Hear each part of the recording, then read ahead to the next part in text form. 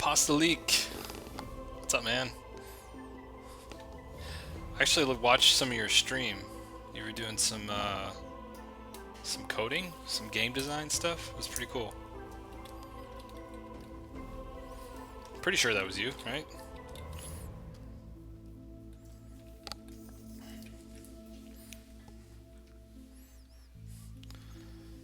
Dashanini. How you doing?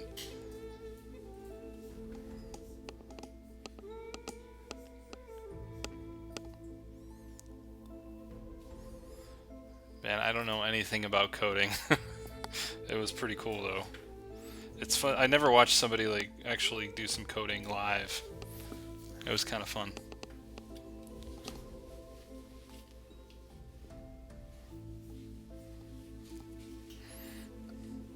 Dishanini. I think I said that right? Yeah, I said that right. Alright. I'm thinking about doing virtual plein air tonight. I need something relaxing.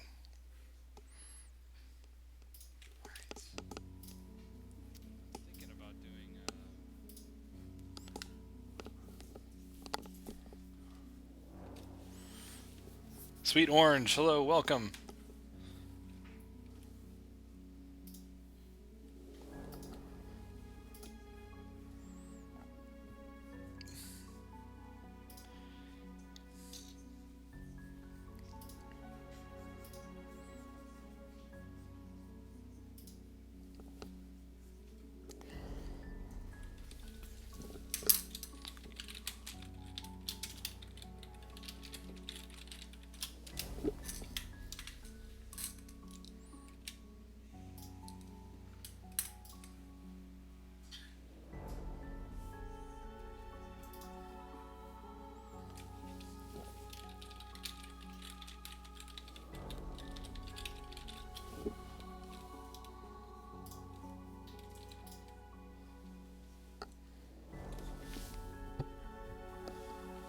Durant, hello.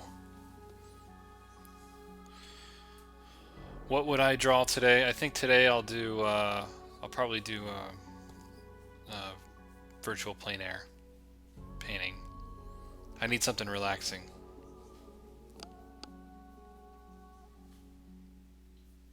Right, ARTSTATION tag on Twitch, yeah? You have to put it in the title?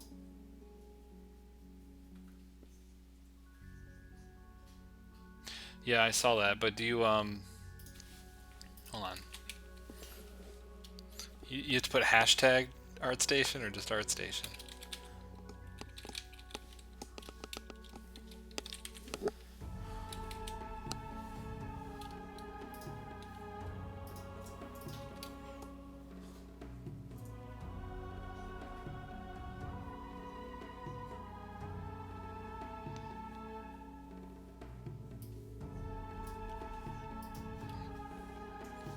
Oh, I think it's hashtag. Yep, I better change that. Hold on, guys, let me change that. And then we'll get started. There's so much setup. Done. Okay, good. Hashtag ArtStation. Great.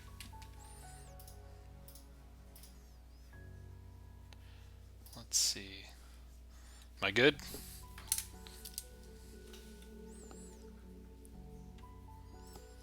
Right. I tried to do that last time, but I didn't put the hashtag in there before, so.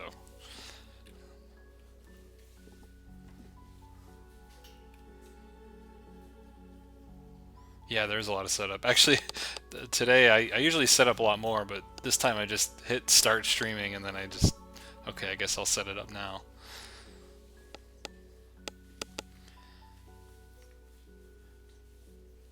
Hey, it's 5:07 here and I'm watching your stream. Oh, thanks for joining. Thank you for joining. All right. I just spammed my Twitter feed. Alright. I kind of want to do like a...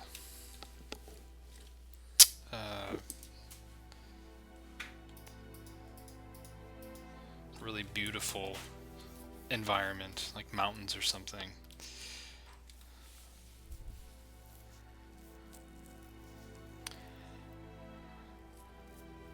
And I think maybe I can set this up to show me something like that.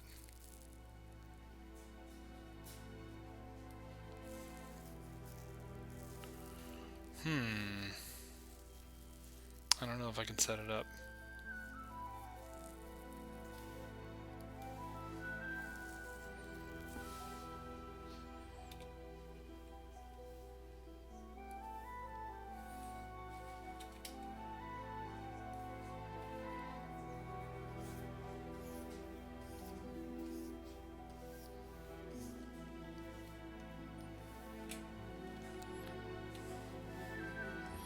Thailand plein air? It's not a bad idea. I'm not sure where I'm at right now. I'm looking at... I just went to tour. And I'm wondering if... back out of there.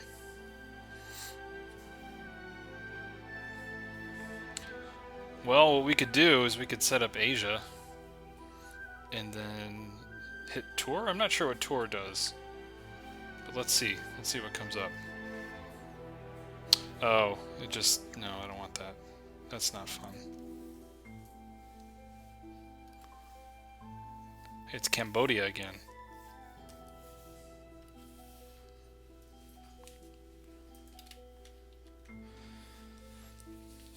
Would I practice every day? I mean, yeah, sure. I totally do. I just... I also have a full-time job, so... I gotta do my work stuff every day.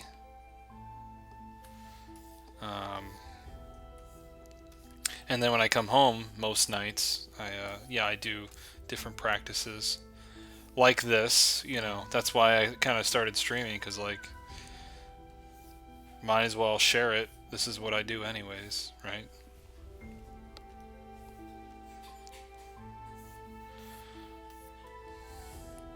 So, I always think this map crunch is always the best for urban shots.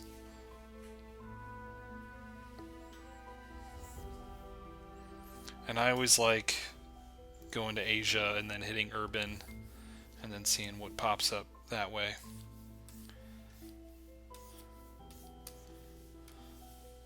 You always get some random good stuff.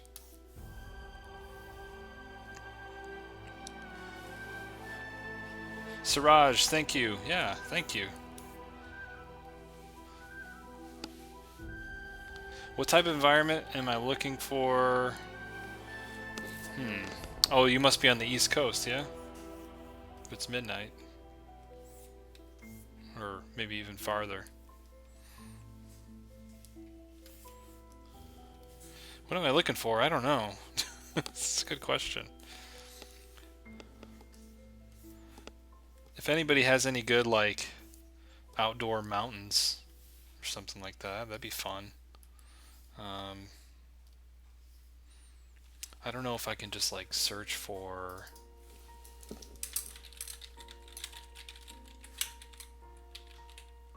I wonder if I could just search for that and see what pops up. It'd be nice to do something... no, this is not what I want.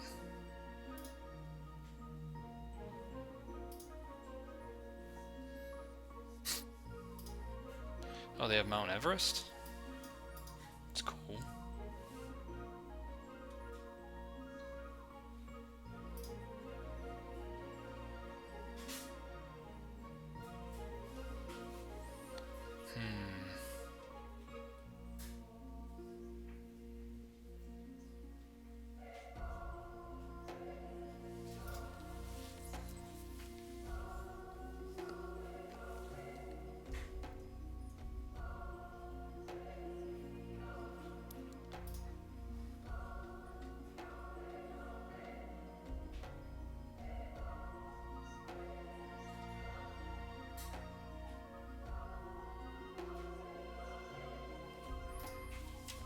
Alright, well, I can't find anything just searching, so let's go,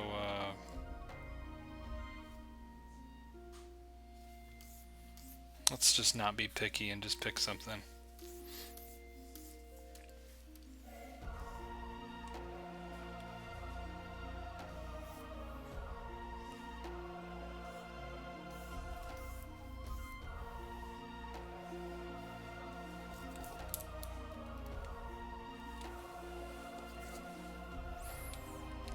Ooh, that's fun.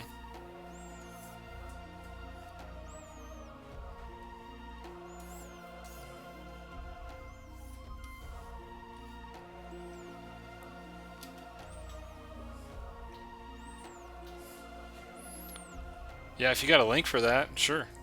I'll take a look at it.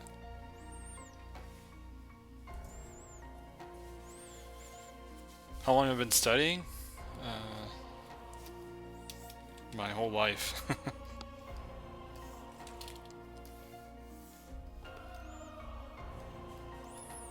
I like this area.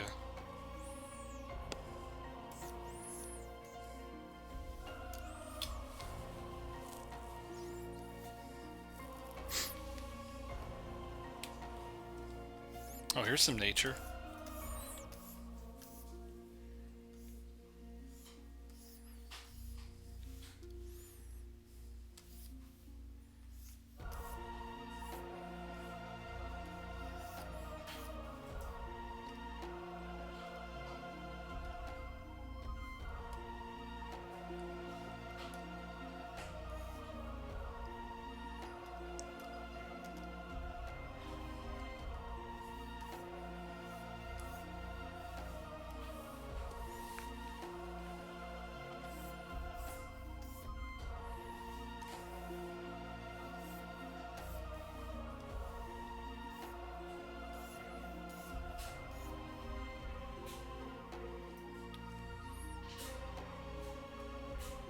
Something about that, that's pretty cool.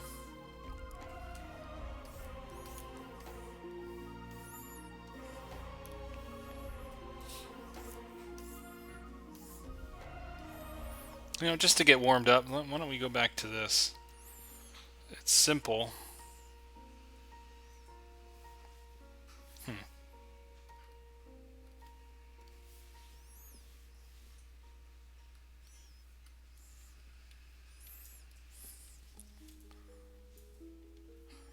How long did it take me to understand color theory? I think that's always something I'm continuing to learn. I don't know that I fully understand it, to be honest.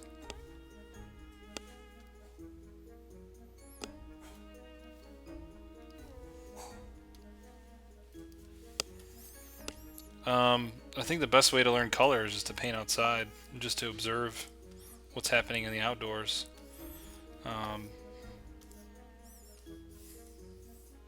That's pretty fun. This shot right here. Maybe I can make it a little bit more exciting.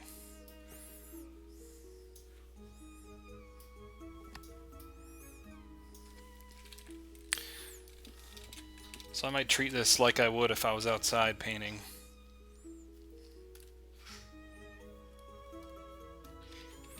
In that I'm going to kind of exaggerate a little bit and make my own.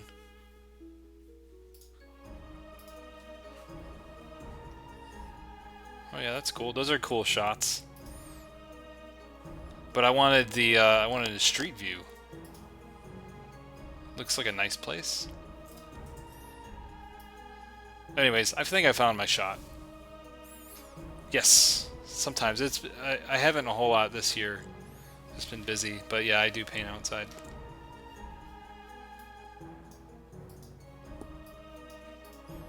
Okay. Oh, you're going to school for concept art? What school is that?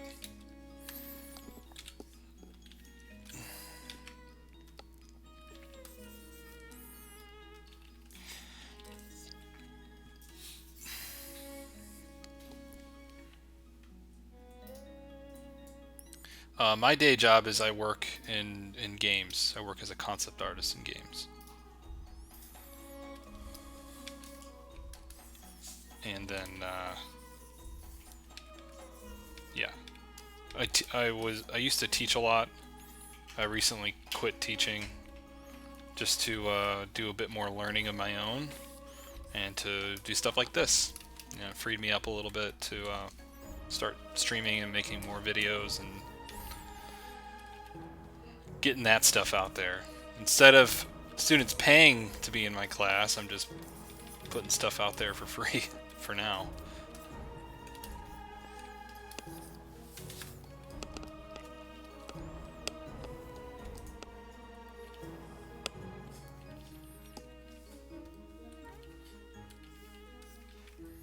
So I'm just going to start in the kind of back to front.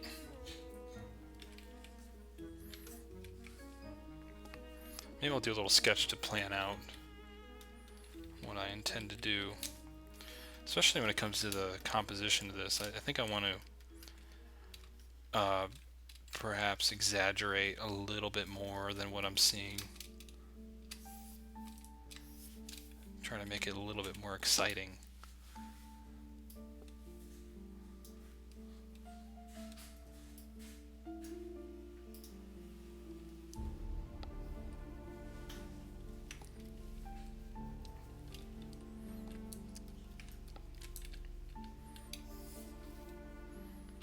Oh yeah, you want to work in games?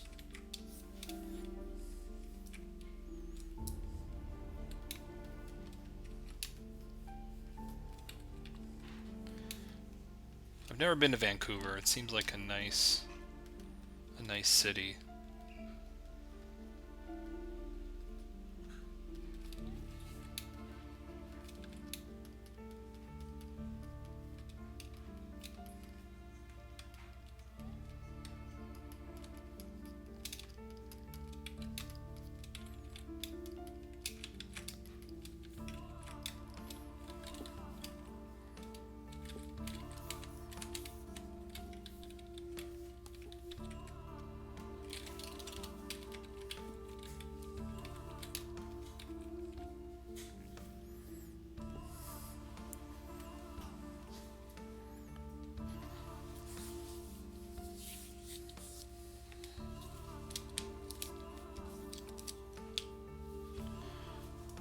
When I'm thinking about brushes to pick for, you just said for environments, it depends on what I'm doing. This is my brush set. I use it for just about everything. And I use the brushes at the top. I tend to use more. Brushes to the bottom, I tend to use less. I use kind of like these brushes a lot right here on the side, and then this brush is kind of like my main brush that I use for just about everything. And then this is like my main texture brush. I don't know. I try to use just about everything in here. There's definitely some that I don't use quite as much because they're very specific.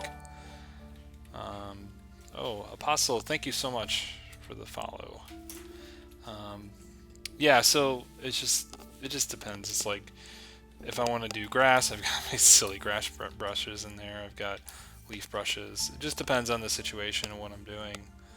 I wouldn't say it's random. I'd say sometimes it could be random, but I'd say most of the time it is just a few brushes at the start.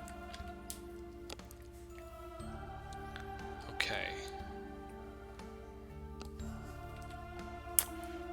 Thinking about composition. I kind of want to push a few elements in here. I just need to decide which elements I want to push.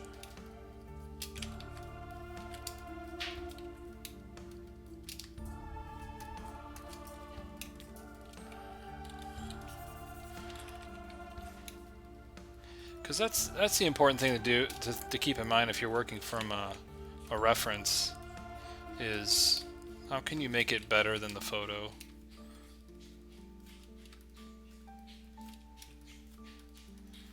How can you push the composition even more?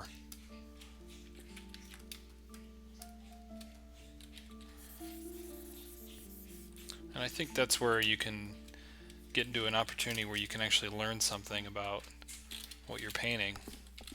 If you just not just copy it, but pull something from the imagination out from it. And plus it's more exciting, and then you can own it a little bit more that way.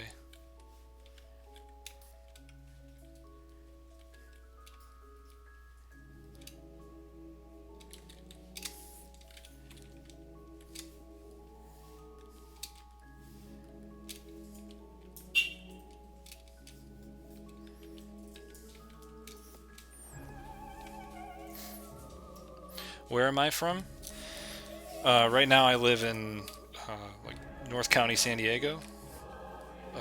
Originally I'm from Cleveland, Ohio.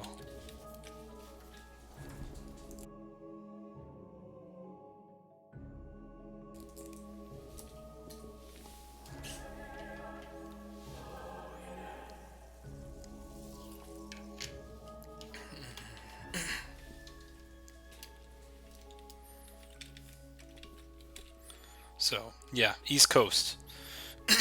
And I lived in Baltimore for 6 years. Well, I lived in Maryland for 6 years when I was with Bethesda back then. But the last couple years I've been here.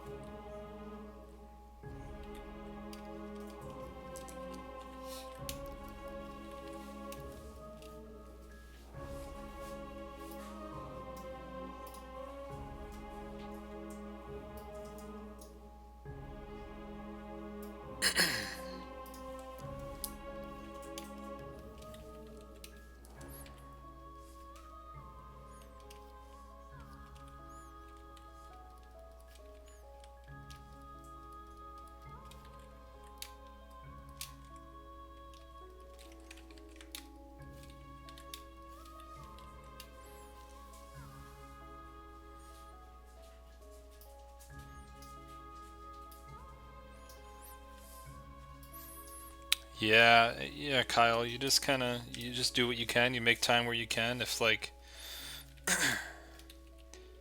it is all just a matter of how much time you spend doing it, right? And if it's something you really, really enjoy doing, you'll definitely make the time for it. And of course, you have priorities, right? If this is not your number one priority, there's going to be other things that are going to get in the way of doing art, right? But I feel if it is a big priority for you, then yeah, there's ways to make time, manage time. In college I did all-nighters a lot.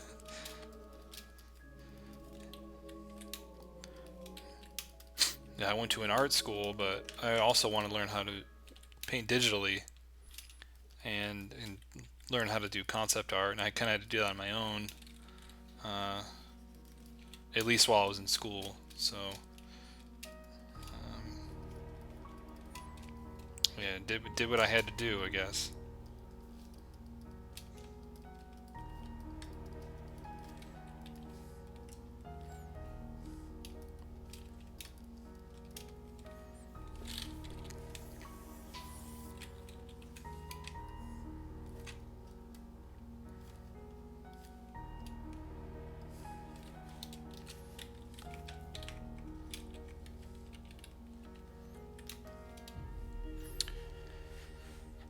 Yeah. I got my first job like that summer when I graduated from school. Felt pretty lucky to get that, and that was with Bethesda. I worked on Elder Scrolls 6 years, and yeah, that was my first job. That was in '09, and I was there 6 years, and then I got my job out here. So that's kind of the extent of my in studio life, I guess, so far. I also worked freelance for years, and on top of that, and taught for 5 years. But taking a break from teaching.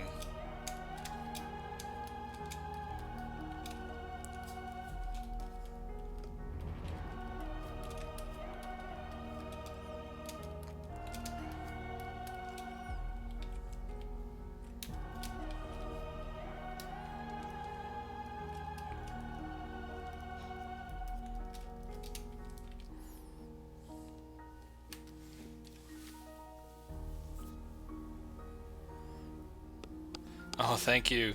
Thank you. The ESO artwork, yeah, thanks. Seems like ages ago now.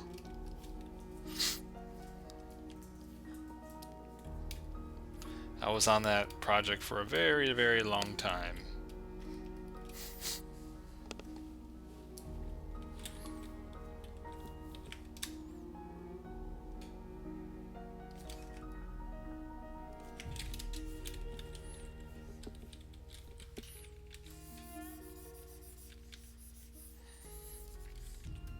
So I'm going to try to find a way to simplify this mountain down even more.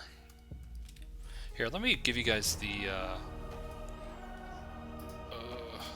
link if you want to look at it. I'll put it in the chats.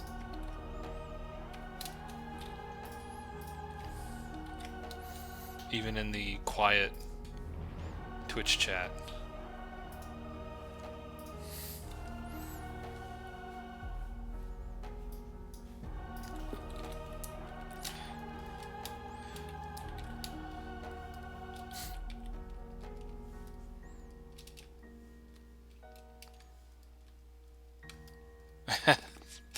Thank you.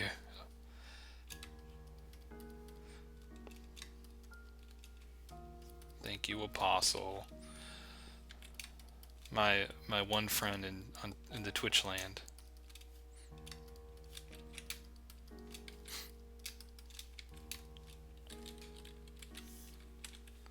Yeah, I'm trying to exaggerate a little bit.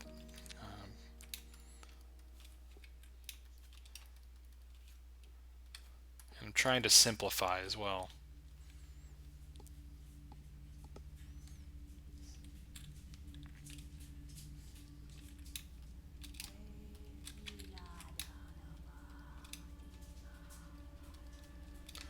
That's an important thing to learn when you're landscape painting, because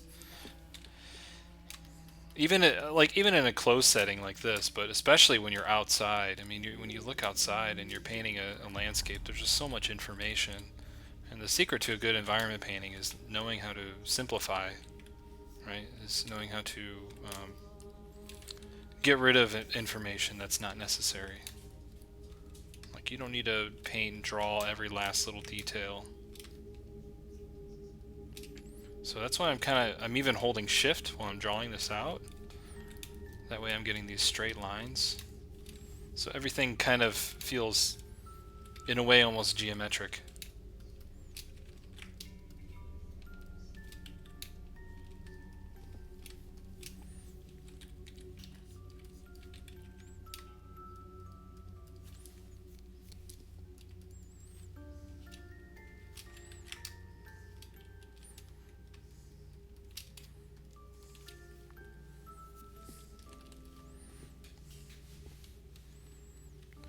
Do I have a lot of hotkeys set up? Yes, I do. I have a lot.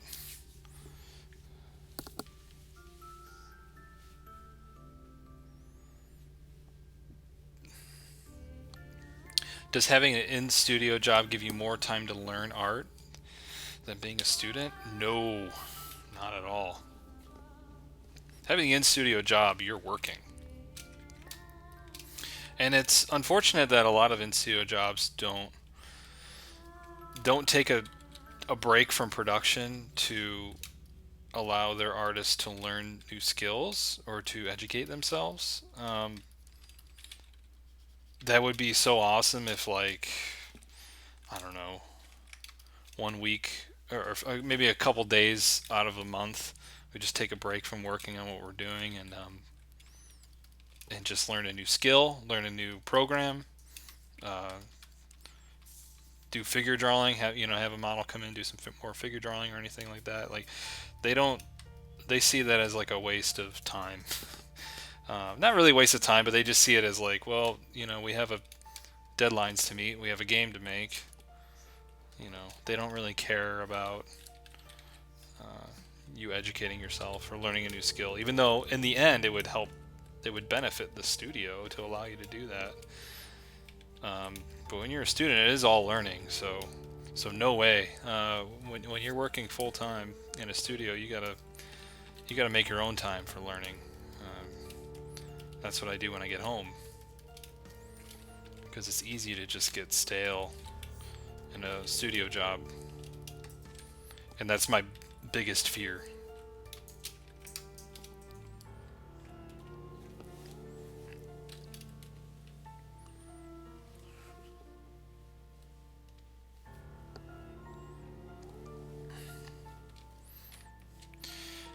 Well, I mean, a lot of artists in the industry, they're very good. They're already very good. They're already professionals. They wouldn't get the job if they weren't.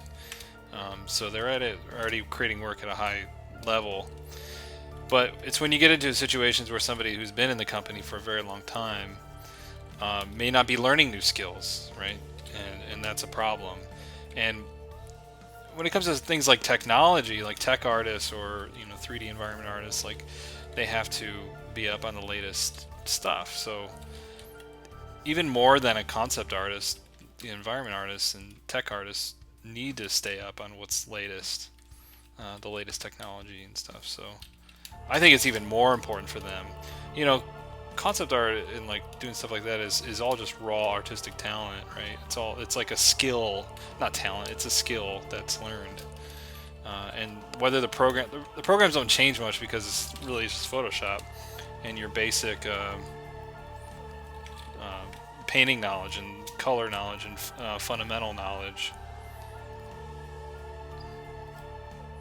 But there's a lot of things that I would like to learn and get better at that they don't see it as productive. They do, they just don't want me to spend company time doing that. And that's really just the way it is. I could rant on about that for a while. How stupid it is, but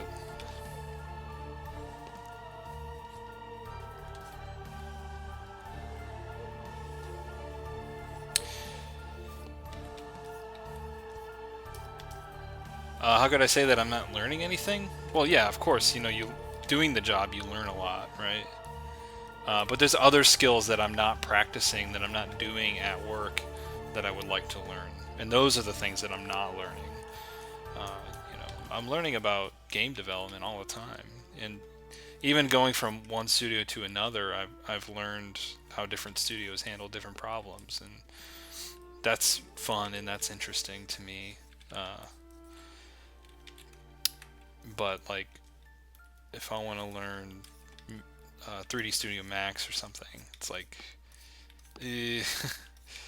I better do that at home, because there's no way they're going to give me time at work to learn that stuff, even though I could probably apply that skill to my work. End result being making better work, right?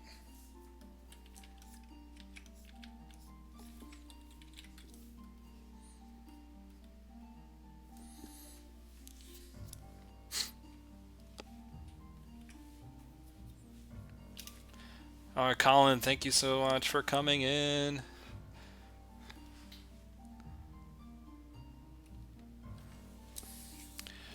Well, I've been practicing all kinds of things for a long time. Perez. This virtual plein air thing is like is new to me still. It's fun. It's really fun.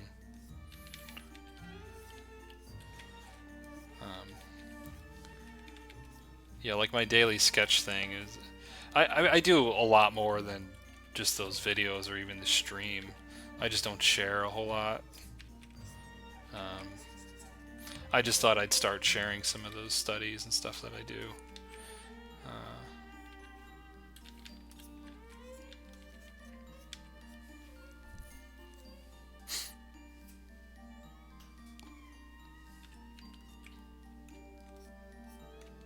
So now what I did is I created like a new layer, a solid layer, that's just kind of the shape of the mountains and everything that's not the sky, basically. And I still have the selection here, it's just hidden. And then I'm just using I'm just trying to find the colors here that I want to use for the landscape. In fact, I could just lock this layer, lock the transparency up, and I'm just trying to find like the background color and the mountain color, and just kind of get a rough palette going here.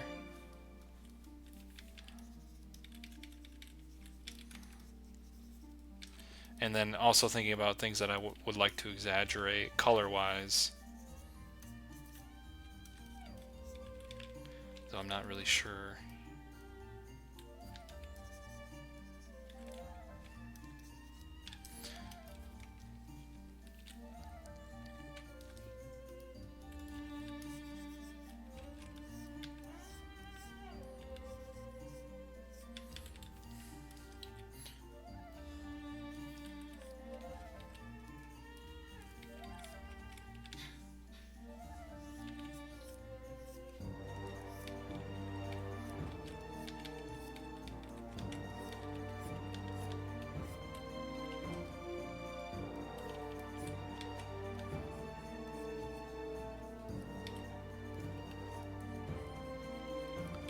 Now what I can do is since everything is very blue, the sky is very blue, even the undersides of the mountains, like the cliff sides here, due to atmospheric perspective, is very blue.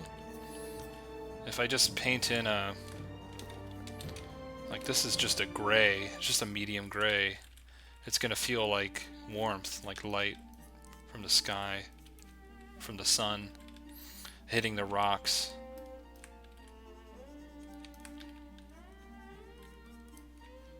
That's due to the simultaneous contrast.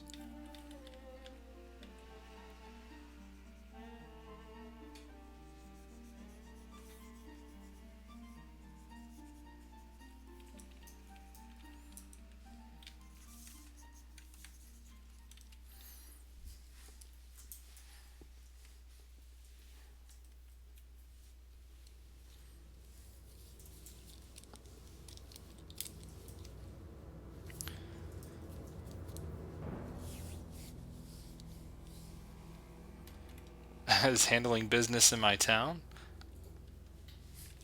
What town would that? What are you talking about? What town? Do you live in Southern California or do you live in Sweden here?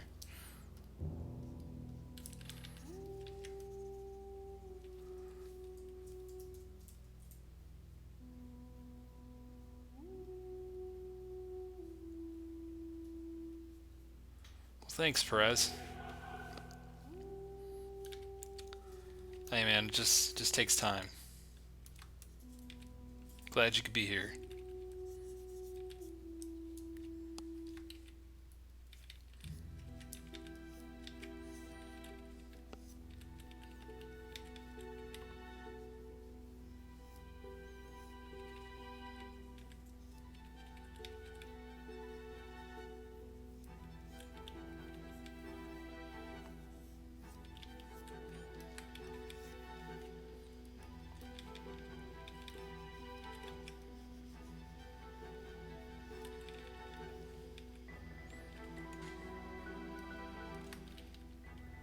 Oh, you're in San Diego. Oh, awesome.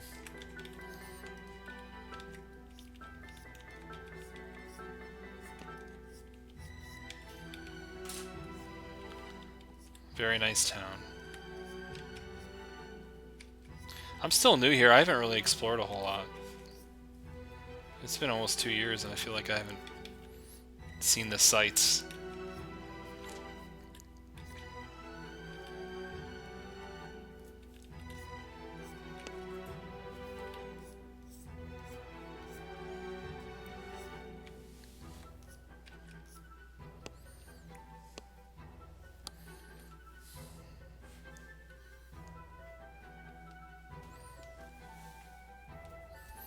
Yeah, Jason. I listen to a lot of soundtracks as well. Game soundtracks, movie soundtracks. Those are really good. You know, nothing with like too many lyrics. Just sounds. I used to just watch a lot of my favorite movies in the background, but playing a soundtrack is almost the same thing, because that's all you're really hearing a lot of times if you're playing a movie in the background.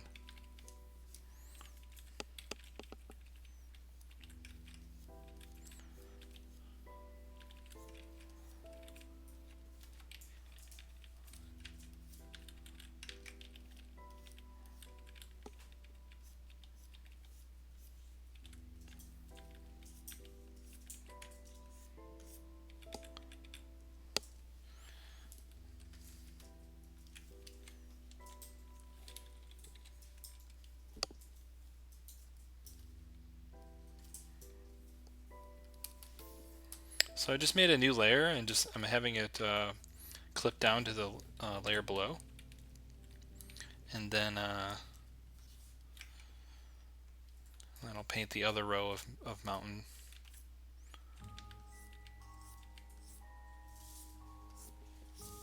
So I'm kind of just working from background towards the foreground.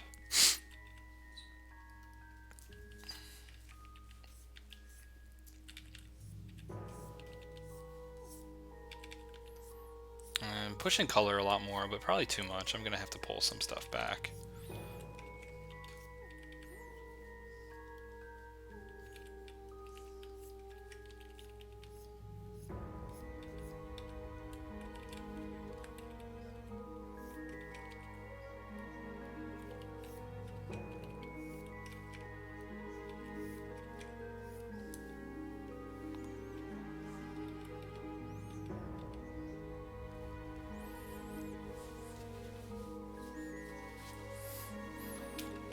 Heath Ledger's movie, documentary. Yeah, he seemed pretty cool. I liked The Dark Knight.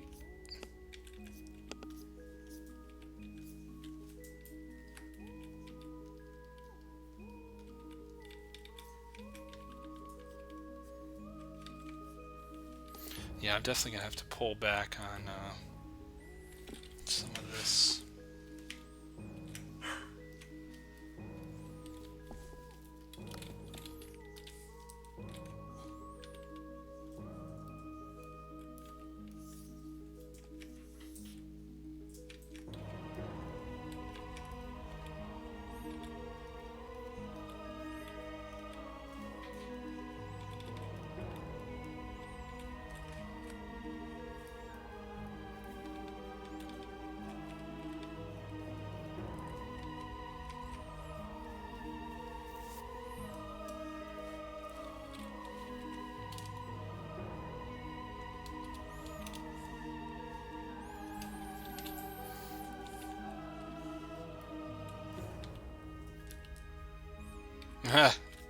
Hey Tim, how you doing, man?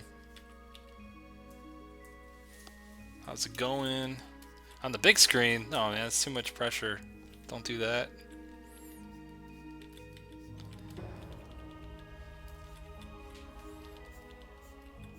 I actually wasn't feeling it today. I wasn't gonna stream, to be honest, because like, I don't know, just real busy with work stuff. My wrist kind of hurts today. Been super busy with work stuff. Feel a little burnt out. I was gonna do some like original environment painting and all this crazy stuff, but like, man, I just don't have the energy for it right now. I'll have to save that for a Sunday stream. I tend to have a lot more energy in the Sunday. Like after a day of working on Wednesday, it's a little harder.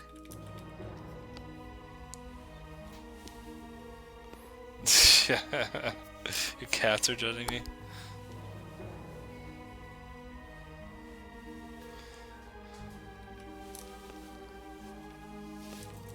How much do you focus on shape language during developing a piece? Like this, for example?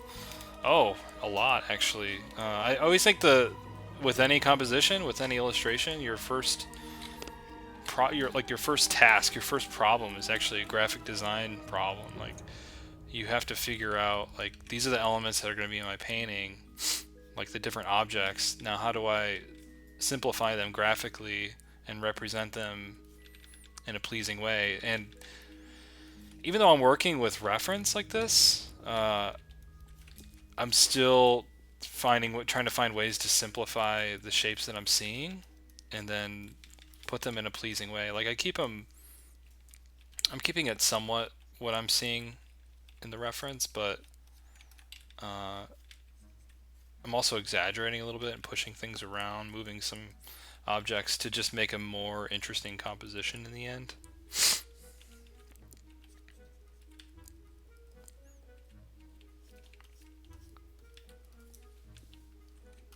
So yeah, I'm always thinking about shape language in terms of like a dominant shape, and then these clouds here are little accent shapes.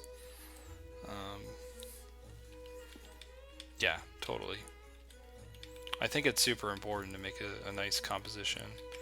And I don't want to just be copying an image necessarily. I want to try to improve it. So I'm building a shape like I did with the lasso tool, or I'm doing with the brush here, and then I lock the transparency, and then I use a really large brush. Since my transparency is locked, I'm not going to mess with the edges of my shapes. And then I can just, lock the transparency and then make big gestures within the shape.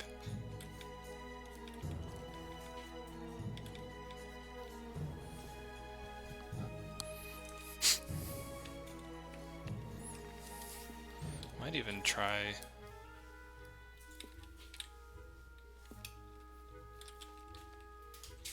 Might even play around with custom shapes.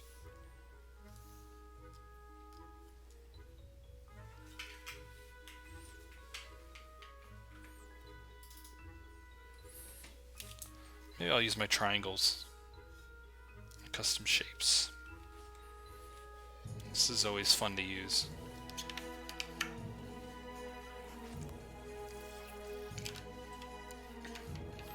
Oh, Apostle, see ya. Thanks for the host.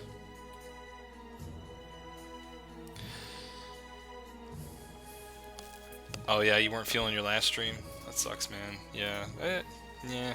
You gotta stick to a schedule, right? Thank you, Sweet Orange. I hope my wrist feels better too.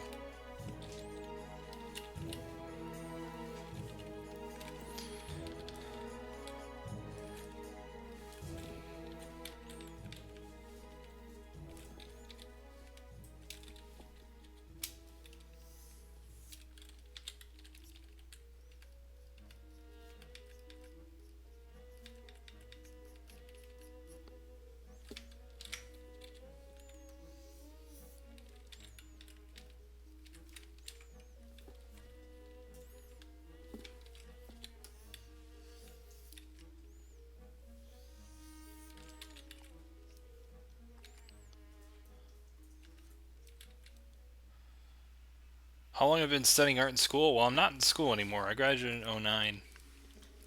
I went to art school for 4 years. And I went to basically like an arts high school. So I studied art there a little bit. It was kind of more graphic design than anything. But we did still life drawing and like learned about perspective, and that was when I first started digital painting. I was in high school.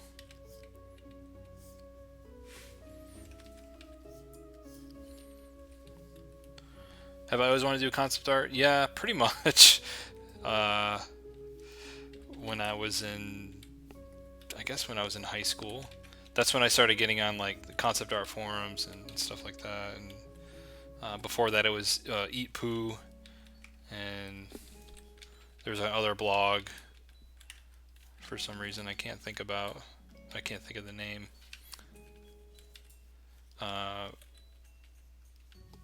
Yeah, and that's when I first saw like Craig Mullen's early work and a bunch of other artists, and then later the Massive Black artists, and then I was like, oh wow, that's a job. You can like draw and design characters for video games. That's pretty cool.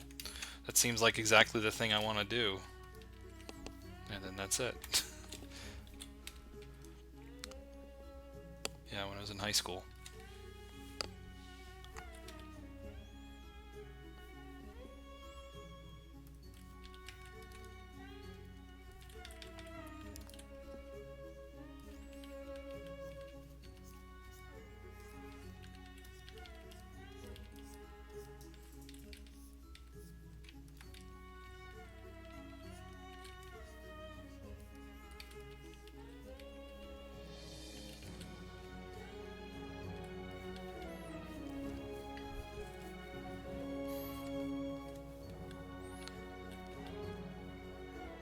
You always struggle with edge control? Yeah. Um, yeah, I always kind of start with the stronger edges, with like the lasso tool or shape tool or something like that. And then I start to soften up edges as I go. I use my blur brush, I have a smudge brush that blurs out edges, and sometimes I'll just manually do that. But I think edges are always best when you control it with value. I don't really. That's good. That would take a very long time to explain, show, but but for something like this, I'm keeping it as graphic as possible for as long as possible, and I'm really taking my time. And really, I'm really trying to consider each shape and each color. I think like good quote-unquote speed painting is not really like how fast you move, but it's how efficient you are with your marks. And it's like smart painting, not speed painting.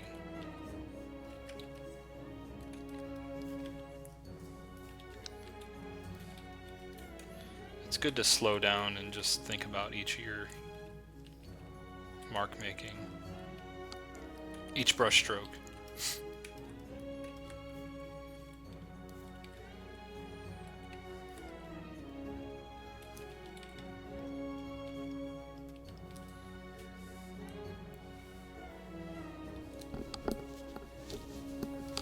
The used bar of soap look. That sounds awful.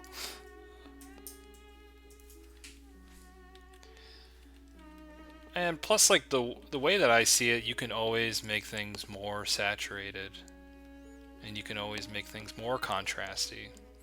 But having subtle value and subtle hue shift is very difficult to get,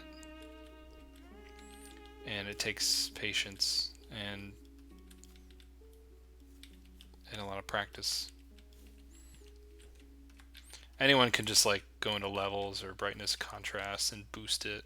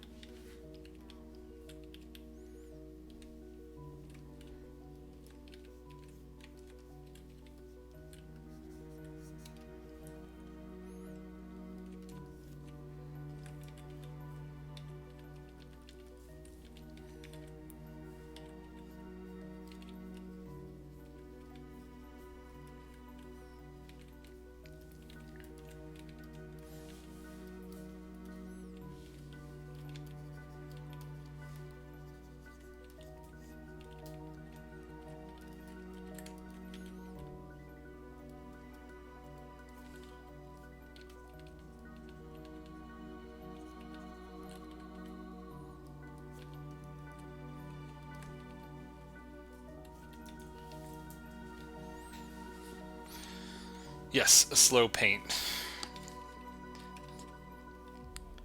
It is good to slow down. That's why I like working in gouache or oil. It forces me to slow down. I get so many bad habits with digital painting.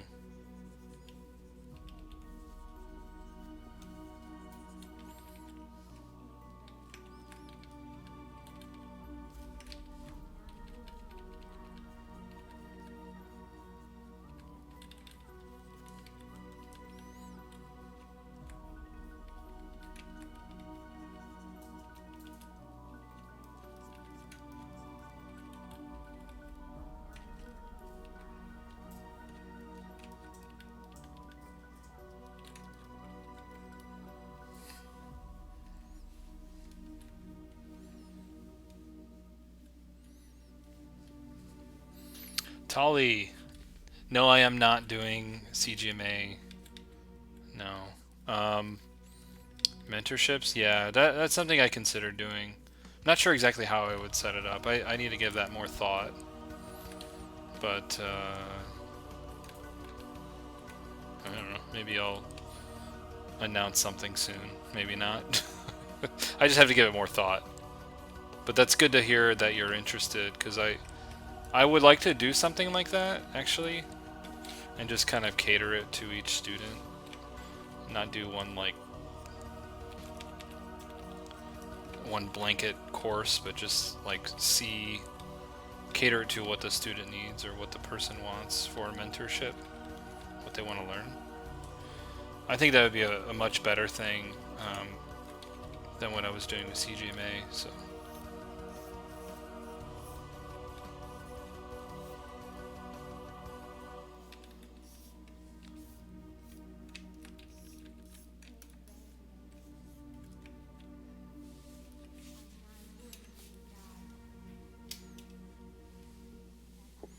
What's my view on photo bashing? It's encouraged in art school because of industry standard.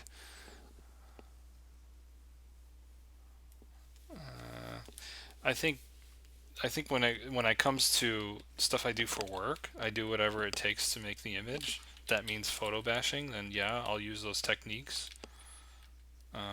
But my personal work, usually I don't do that because I do like to learn. But in reality, for like games and especially movies, it's about making it look as good as possible, as quickly as possible, and that often means using photos, right? And I think there are like good ways to use photos and not so good ways to use them, and I have very strong opinions about that. So no, I am absolutely not opposed to people using photos, but I just think it's funny that your art school would say that when it is about learning. And that'd be cool if they taught you some good like matte painting techniques and stuff. That's more than my school ever did. But I think you do learn a lot more when you don't use photos. I wouldn't say that exclusively though, because there are times when I'll use a photo and there'll be like a happy accident, or it'll put down a texture or put down a color that I wasn't expecting, but it somehow works. And then I paint on top of that, and in that sense, I am learning something new about the piece. But that's specific circumstances. I think more than likely, if you just sit there and you actually learn how to paint something, you're gonna, you actually learn.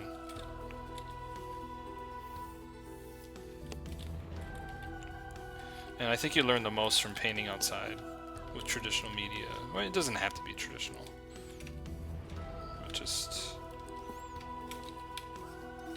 That's where I tend to learn the most, actually, and struggle the most.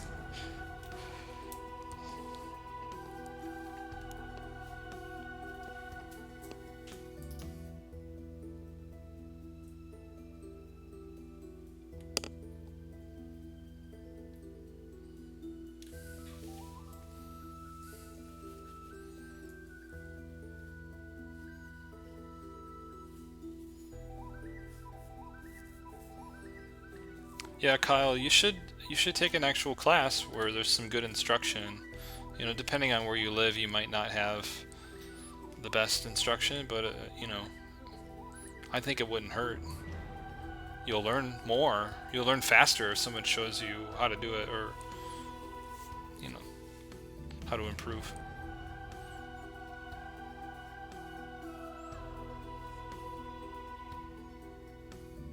Yeah, always work on gesturing first.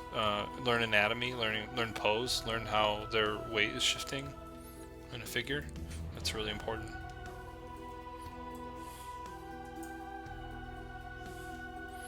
There is such thing as polishing a turd. There is such thing as like rendering something that just was damned from the start. Drawing is like drawing comes before painting in terms of what's important. Drawing comes before rendering, you know.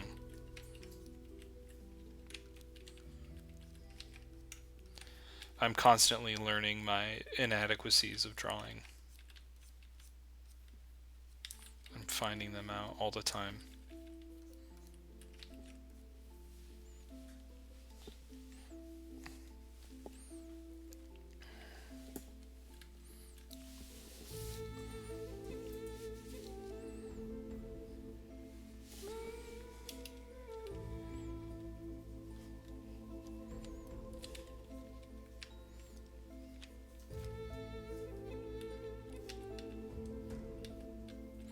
When I was in art school, I took figure drawing every single semester, just about, and then sat in on more classes. I mean, it was kind of my major, right? I was just only doing that stuff, but yeah, it was pretty much full in on that.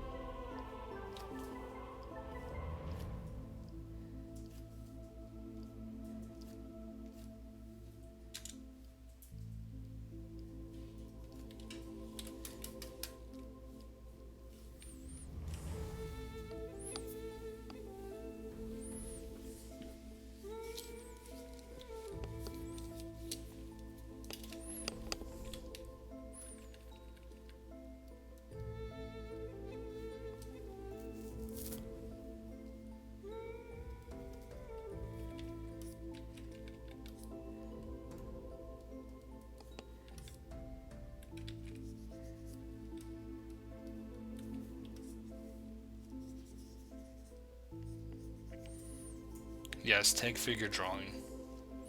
That's good advice.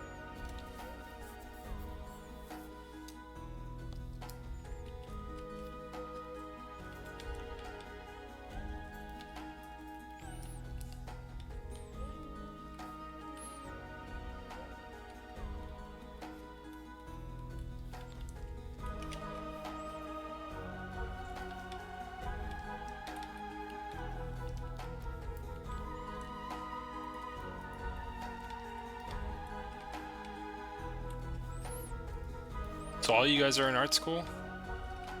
Seems like all you guys are in art school right now. Or just in college.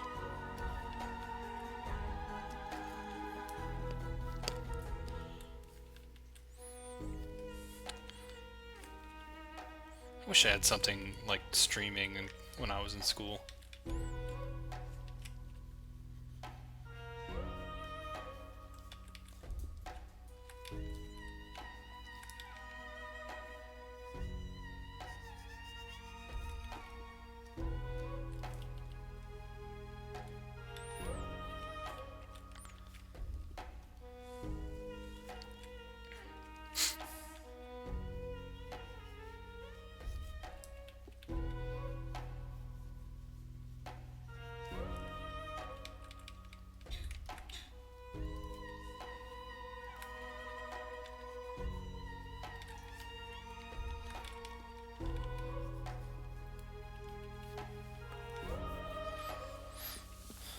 Space Paranoid?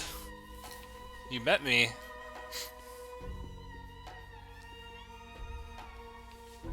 Oh, at CTN, that's awesome.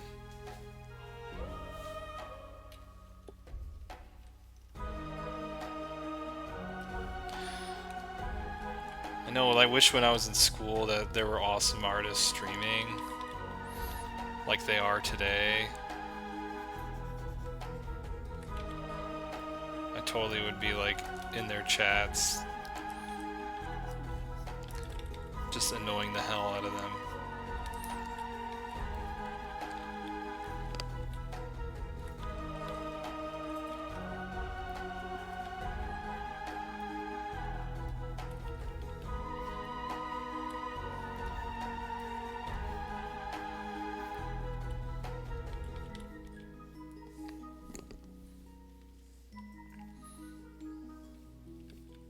Awesome. Well, hey, Space Paranoid, I'm going to be at CTN again this year.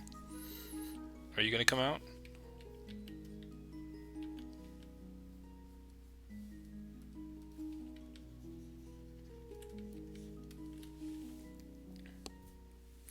And that's better.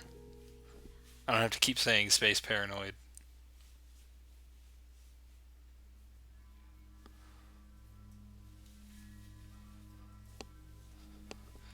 Colin, did you go to CTN as well?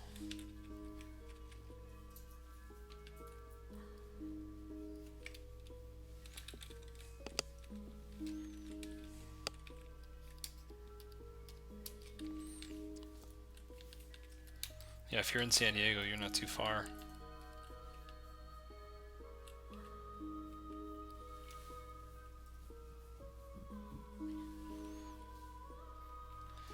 Oh, are you like famous or something?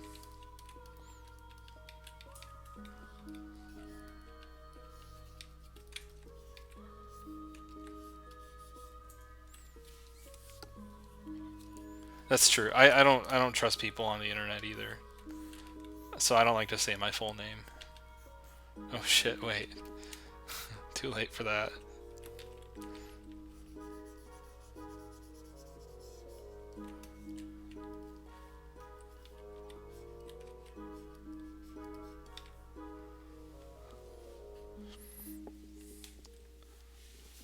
Josu. I currently work at High Moon Studios as a video game concept artist.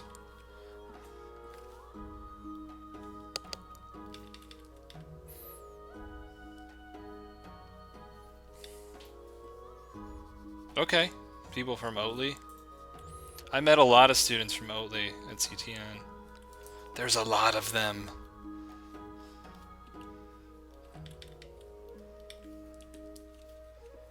Always asking for me to look at their portfolio. It's cute.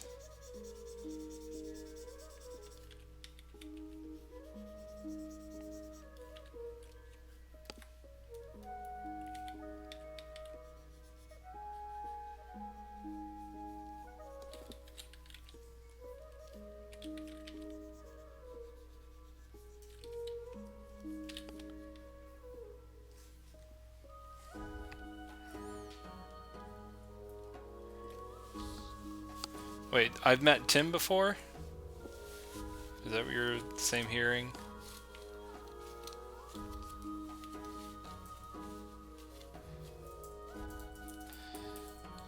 Yeah, Max, I'm trying to think of adding some sort of something on the third to pop it out. My reference isn't really giving me that, so I was thinking about inventing something of the sort.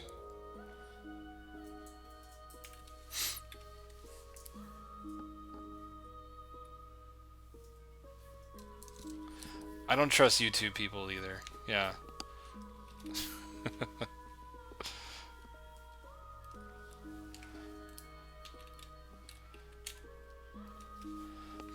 Josu from Mexico City.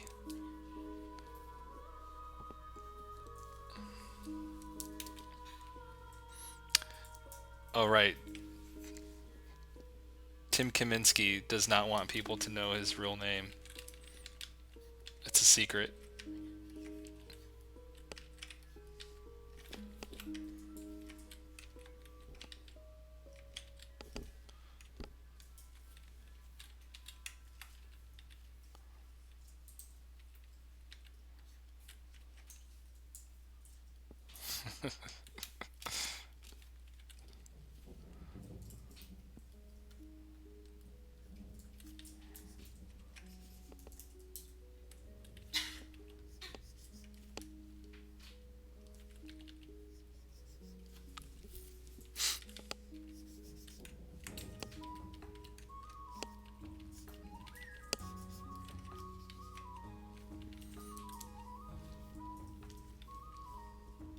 Wow, I'm really slow tonight. I was kind of just working on stuff at work today, and it was one of those days where I started working on it, and then I looked up at the time, and it was like, time to go home. It's like, what? What did I do all day?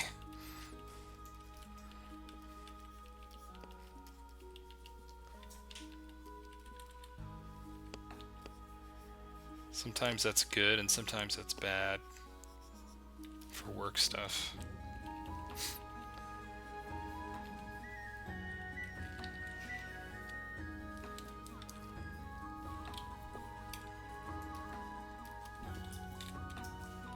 Let's throw some triangles in here.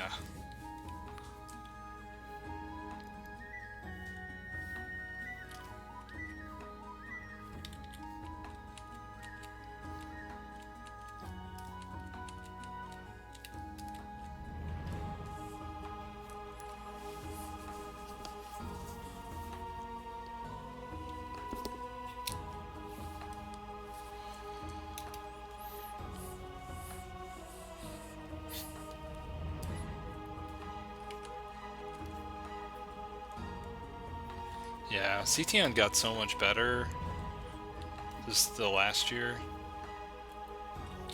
I thought it got so much better. Except for the power going out on Sunday. That wasn't cool.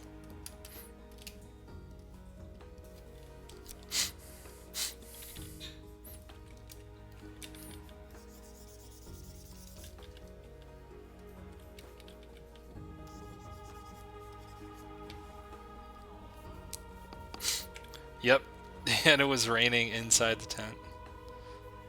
That was not fun.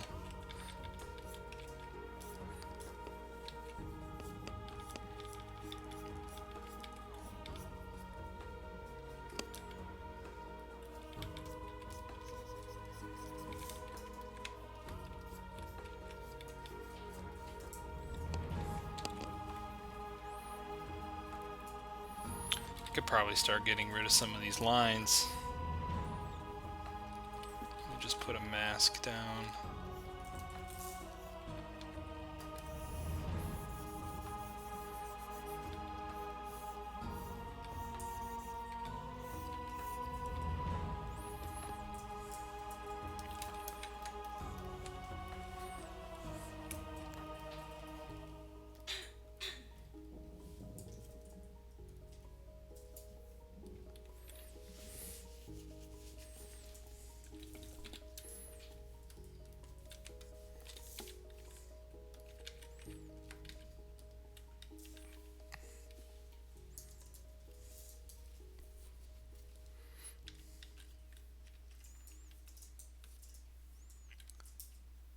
Sergey, hello. Thank you. I'm glad that you're here to watch it. I was telling them I'm a little slow today, so it'll be a slow landscape painting.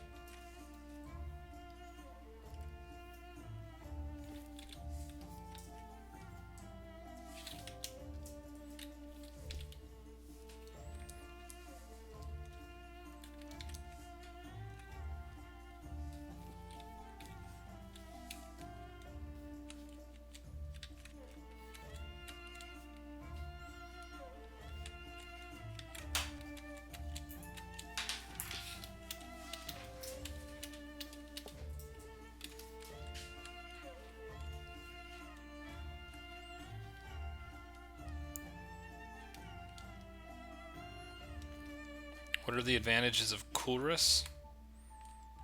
I think it's well worth the $15.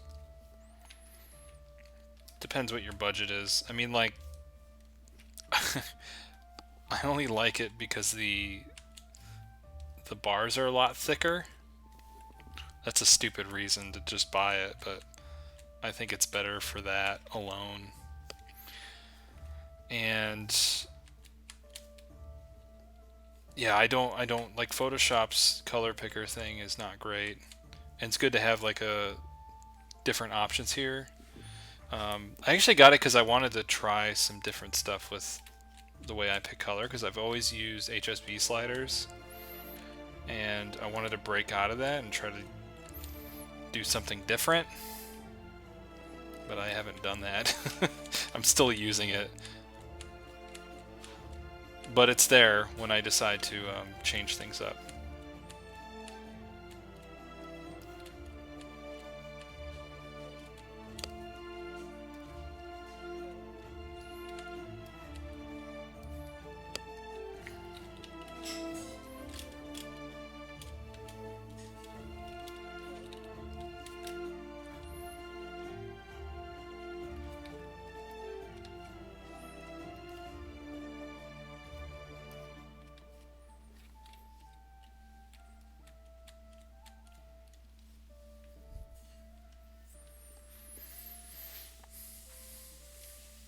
Would I go outside for painting when I'm out of work? Yeah, I do.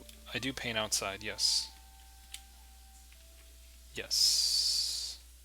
Affirmative.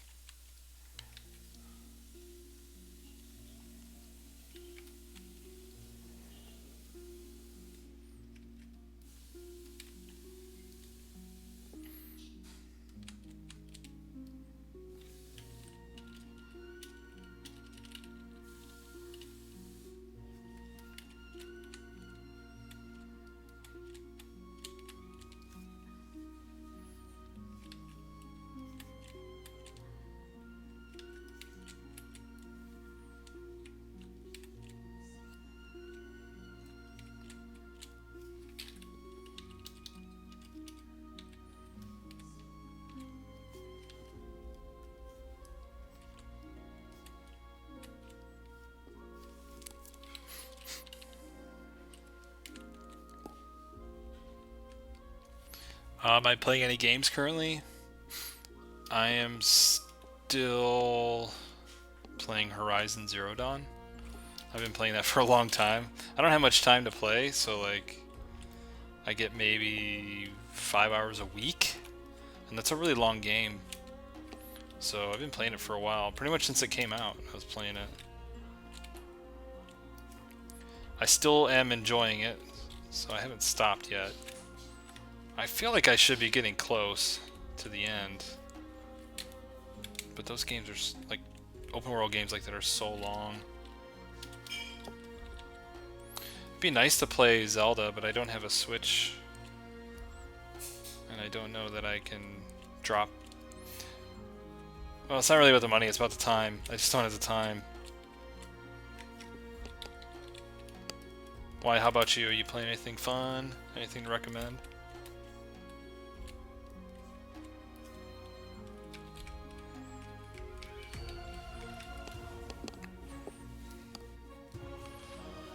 Miguel, what's up, man?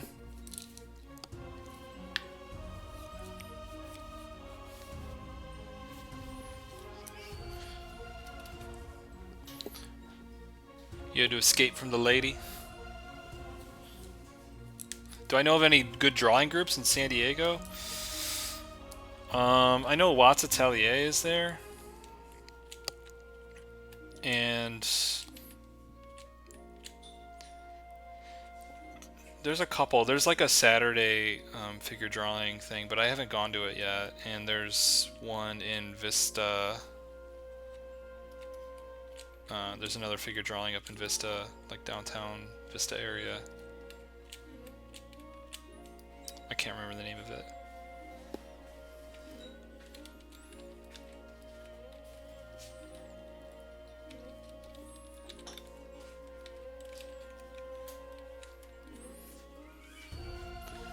Get a cheap Wii U. But that's the thing, man. Like, if I get a Wii U, it's really just for one game, and then I'll never use it.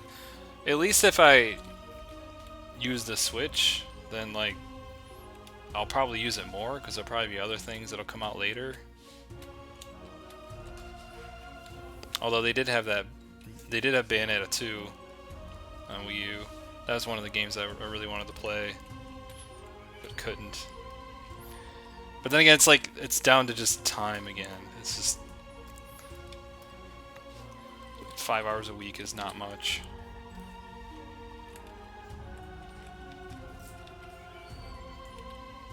Maybe if I started streaming games, then I'd play more.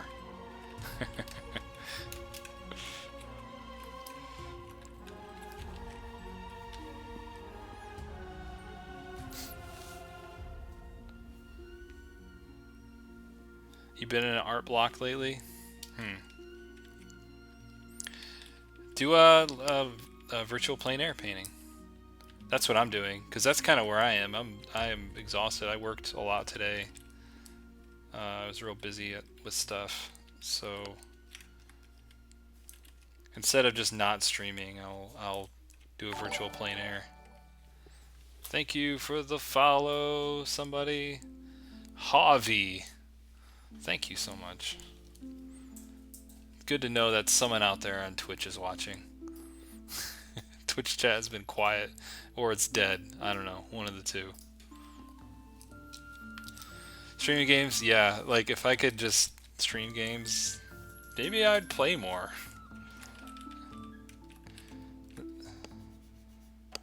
I would love to do some Dark Souls. I was even getting into speedrunning. Like I could speedrun the first, probably half of first Dark Souls, and then I slow down.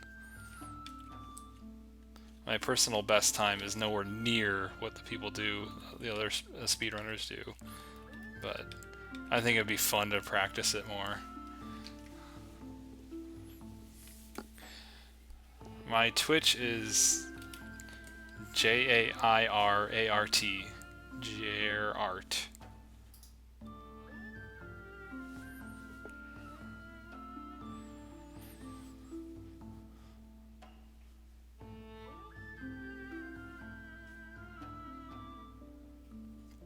I'm doing well, Miguel. Hope you're doing well too, man.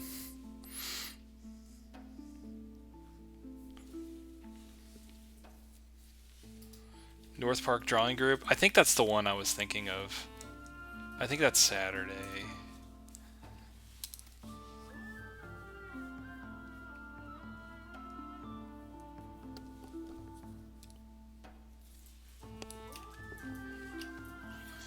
I know the Dark Souls DLC I haven't played yet, and I call myself a true Dark Souls fan. In a nan. Thank you so much for the follow. I think I know who that is, but I'll keep it a secret.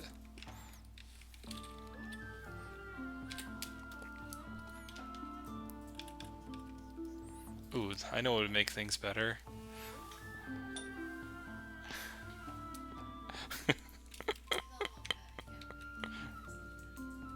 Sorry. I'm just surprised to see it. I'm happy to see it.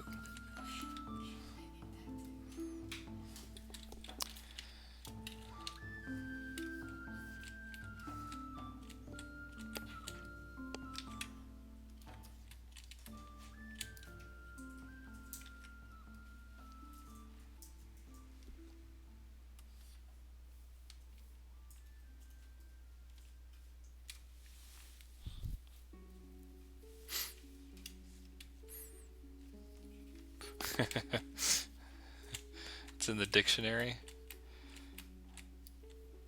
It's on your business card. You put your handle on your business card. That's okay, I'm not judging, I'm not judging. It's cool. Don't be afraid of your own name.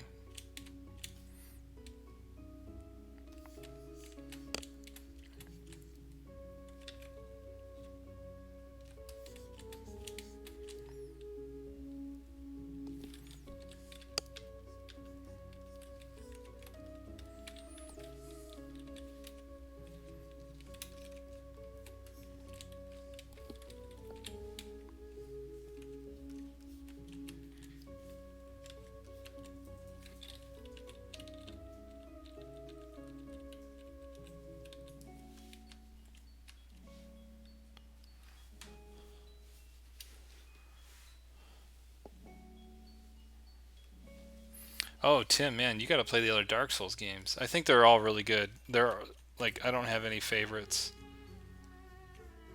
I think they're all like precious little snowflakes. To me, they're all the best. Like, people don't like 2 that much, but I really like 2. I don't know, I like them all. Man, I think Bloodborne might edge out as my favorite a little bit. But I think they're all good. Even Demon Souls. I replayed that not too long ago. It's still really good.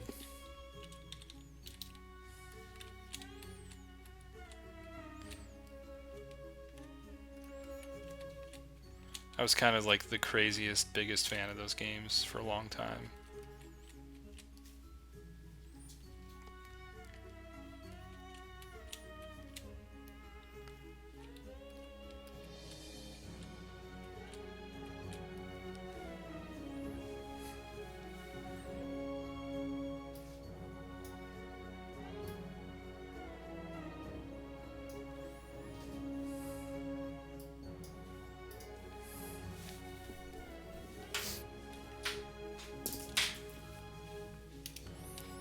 Do I always paint in large angular shapes first? Yeah, I always try to start with the sort of the graphic design of the image. Try to just block everything in as quickly as possible, and with flat graphic shapes. It's a good practice to take a complicated environment and then try to simple it down as much as possible.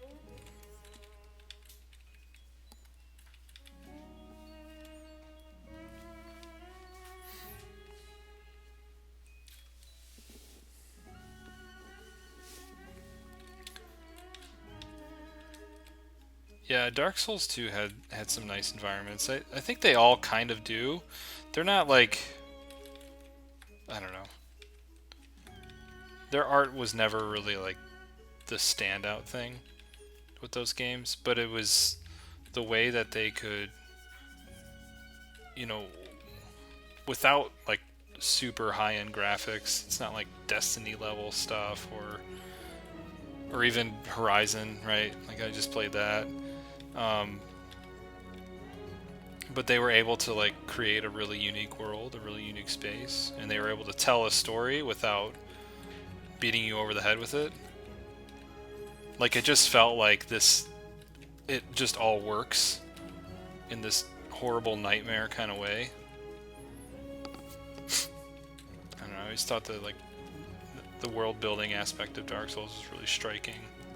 And then when you get to understand like the lore of the game, it's like they didn't just put stuff there for the sake of design. They didn't put it there for the sake of whatever.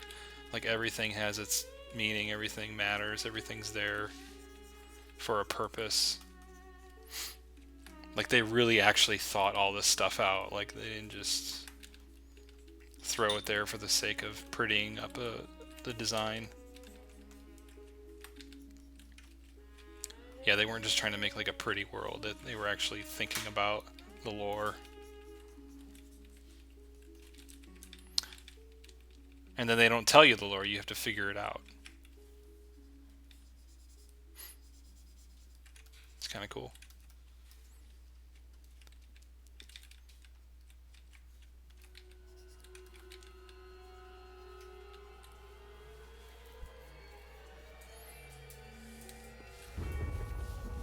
Oh man, Bloodborne's great. I think that's my favorite one. Yeah, if I had to pick one, I guess.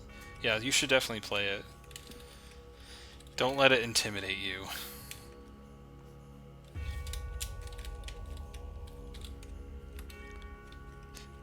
Oh, if I could start streaming, we could like stream the whole game. Cause you could. I did this with my friend. You could play through the whole thing co-op. You could play through all Bloodborne co-op, basically. All the boss fights, most of the different areas. And my friend was like that too. He was really intimidated by the game, and I kind of like carried him the whole way across the game because we were playing co-op. Whenever you get like low on health, you just hide in a corner, and I just go kill everything. And it was harder because like when you co-op and you fight a boss, they scale up the boss's health, and certain aspects of it change. So it was like playing it on a hard mode.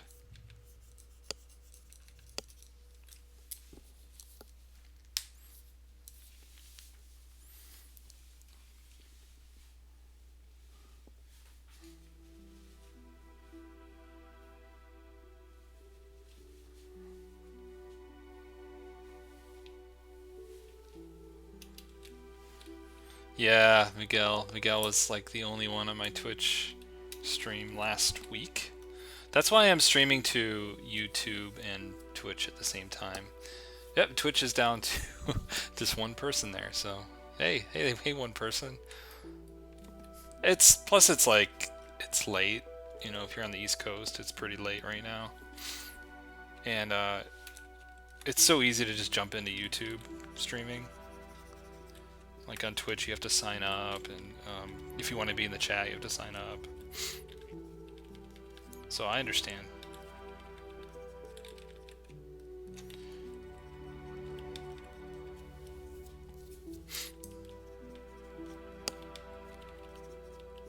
And plus, when you hop onto Twitch, and if someone's live streaming, it doesn't tell you right away. Like, you might get an email saying, like, oh, this person's streaming, but, like, if you don't see your email and you're on Twitch, you don't see that the person's streaming. It's really weird. Whereas I feel like when I call people on YouTube streaming, I just go to YouTube and it's on the homepage. It says, oh, this person you're following or you're subscribed to is streaming. Here you go. Seems like a better system.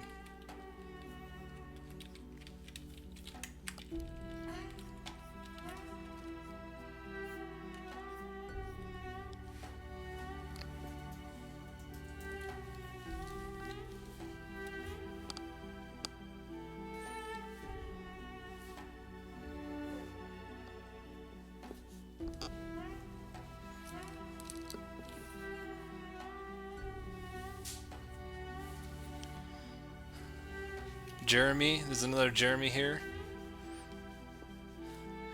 Vicentina. See, he's not afraid to share his name. Anne.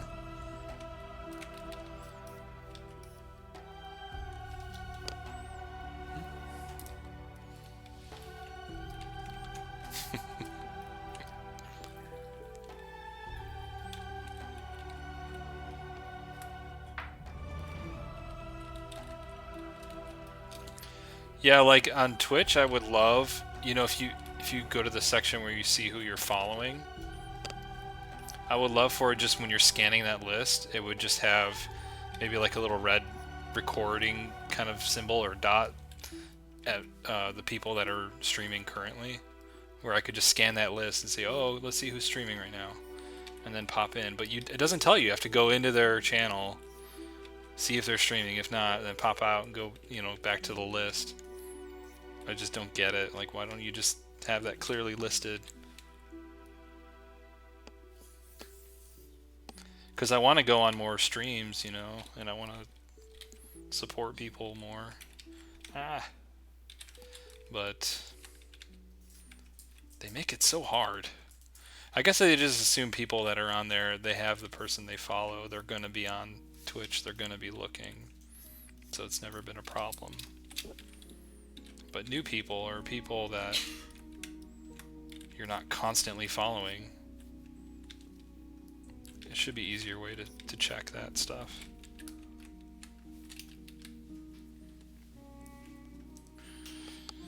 Oh, you met me at CTN as well. You asked me about tips on painting forests. Oh man, I hope I gave good advice.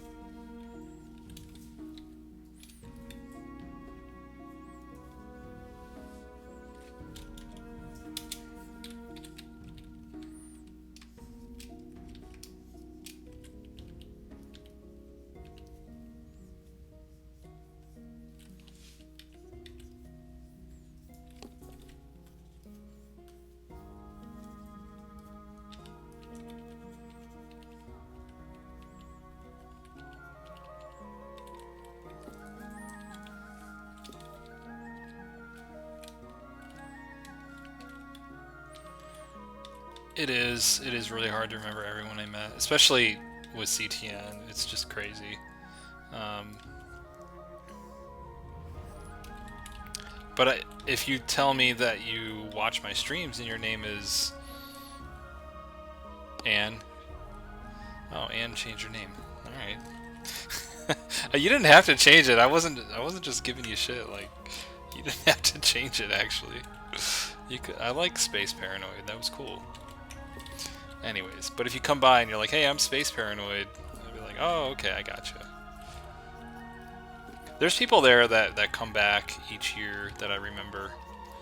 Or at least I recognize their face.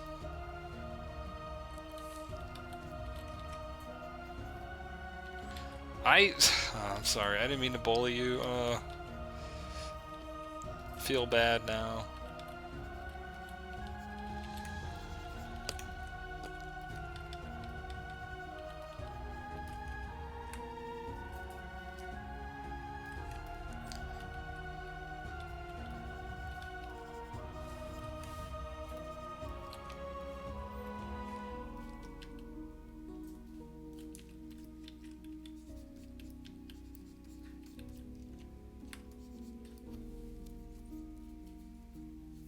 Okay. Good. All Jeremys are trouble.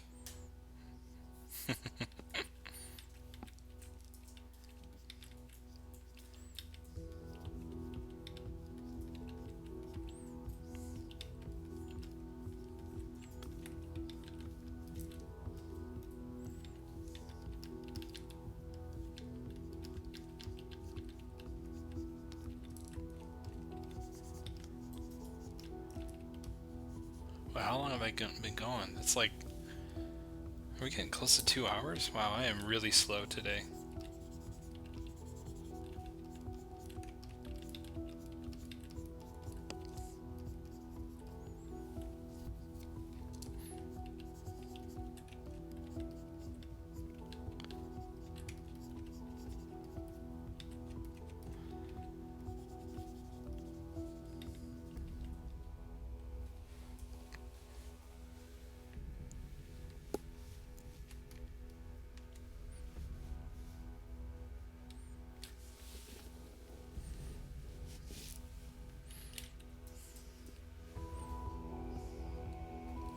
What other plugins would I use other than Coolris? That's it. I don't really use much else. I tried Lazy Nizumi. Didn't really find like a good reason to have that. I didn't think the changes were good enough for me to keep it. At least it didn't. I don't know. At least it didn't like improve that much. They have a good pen pressure curve tool built into the latest software, like the latest, yeah, the latest software for Wacom pens and stuff. You can change the pen pressure curve pretty easily. Oh, thanks for the follow, Coinimus. Coinimus. Thank you.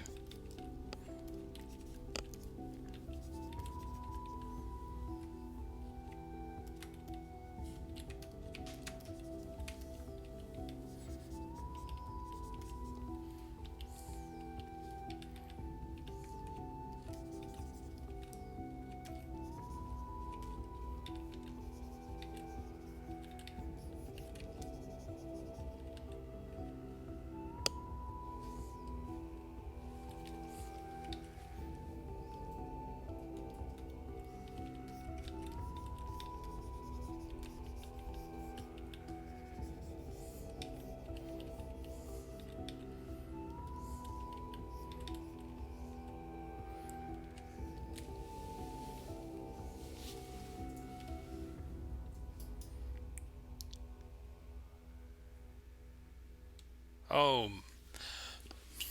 Mao Patatas. Thank you so much, Coinimus. Thank you. I'm glad you found me here too. Thank you for hopping in on the Twitch chat.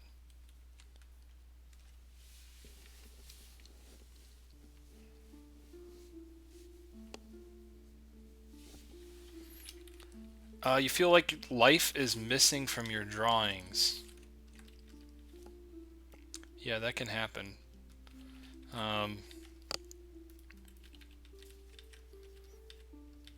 Maybe try this. Maybe try not lifting the pencil so much. You know, if you're doing like a figure drawing. And try to break everything down into simplified lines. Like, you know, instead of doing this kind of like little sketchy marks like that, if you're drawing, try to just break everything down into simple forms, right? And free your, don't anchor your wrist down on the page. When you make a mark, use your whole arm, you know, and you can make nice, really straight lines that way. Not sure what the thing is particularly that's bothering you, that's making it not feel alive, but I think that's a good place to start. If it's painting, try to use a really large size brush, and don't pick a smaller brush. You know, just keep with a really large size brush and see how far you can get into a painting.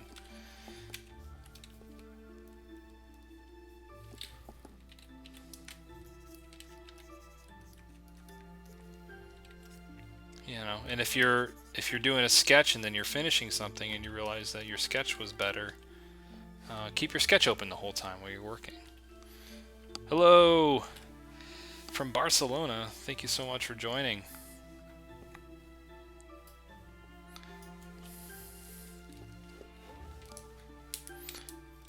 Yeah, I used Lazy and Nezumi for a little bit because they have that perspective stuff in there, and I was trying to make that work.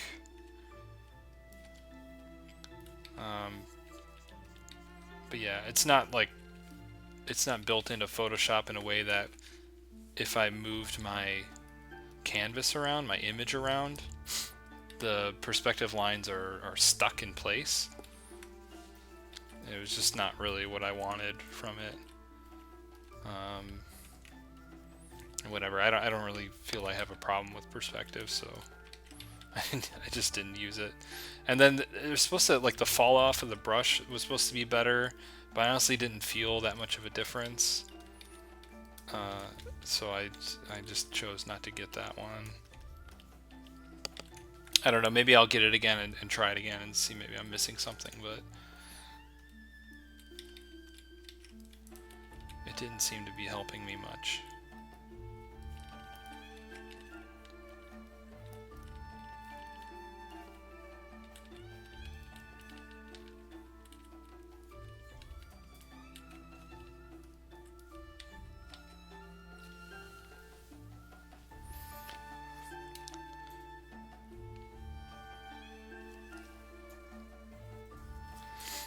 Well, you could, if you want to look at good paintings that have good energy, like find some artists, some artwork that that have good energy in their paintings. Like, look at Sargent, right?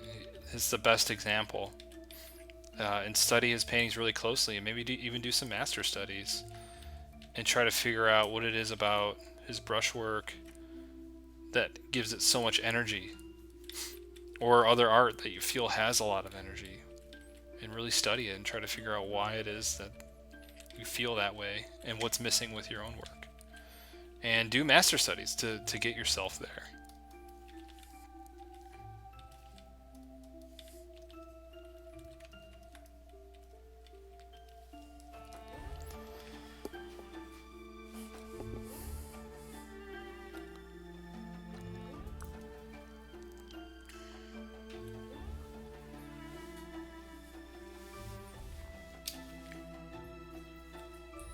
Yeah.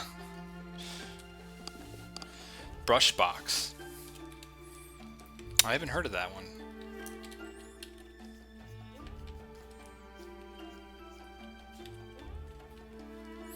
Would you say that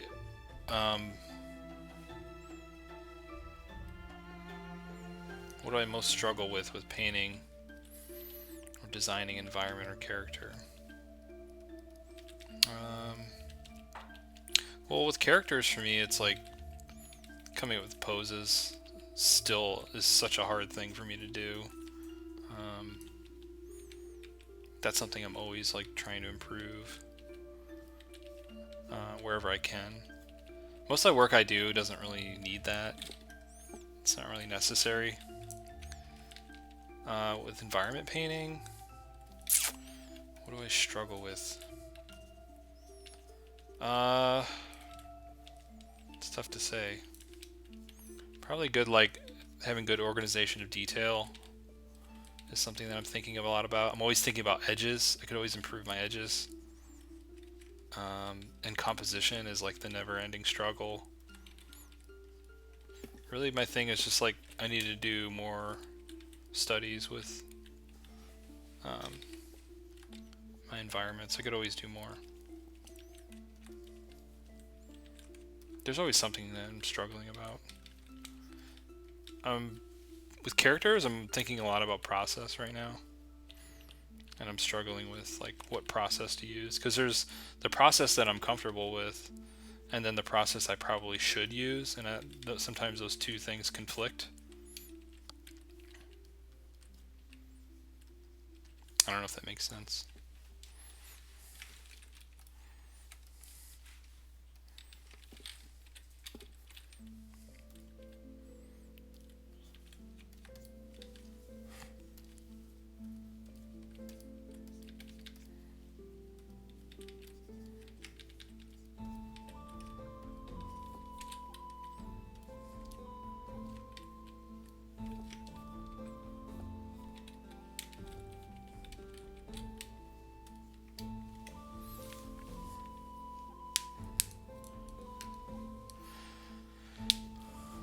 What are my favorite aspects working on both?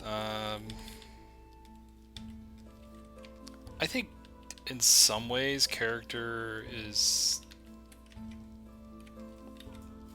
I don't know, it's more instantly gratifying. Like a good environment will take a very long time. And sometimes an environment come together really quick, really nicely. It depends how I'm working, but it's always nice to paint a character and just like when there's a face on there, it's very easy to judge because it's like, does the face look messed up? You know, like we look at faces all the time, like it's easy to see when something's wrong on a figure. In a landscape, things are more forgiving in that end, but sometimes it takes a lot longer. There's some instant gratification with drawing characters and doing portraits and stuff like that that I really enjoy.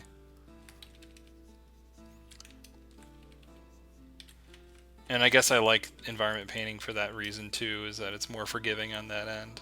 And you can be a little crazier. And you could even be a little off and it still looks good. As long as you hit the right, you know, moments. That's all that matters.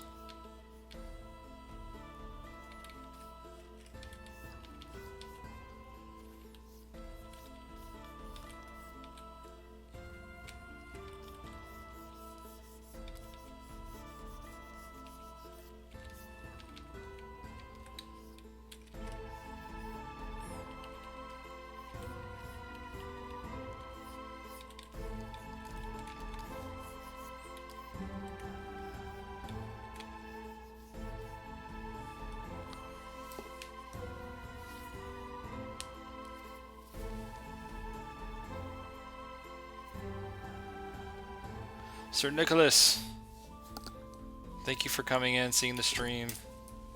It's 7 in the morning. Well, thanks for waking up early.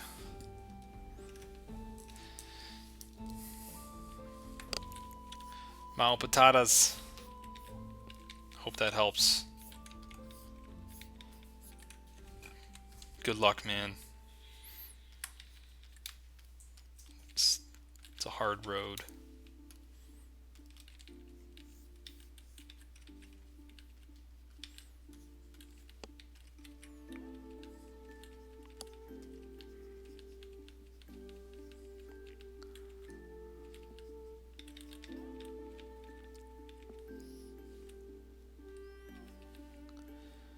And any advice on handling burnout? Like what I'm doing right now? What I'm feeling right now? I guess based on what I'm doing right now, the best way to handle burnout is to set up a stream and just start doing a virtual plein air. I don't know. Whenever I feel burnt out, I change up the medium. I do something else, or I take a break. A short break.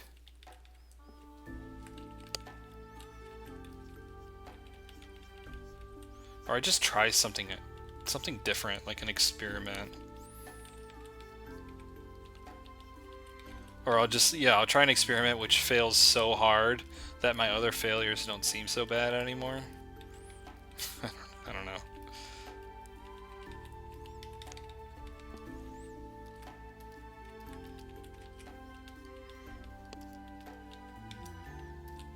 Depends where the burnout's coming from. Because I think like a lot of times burnout is just laziness.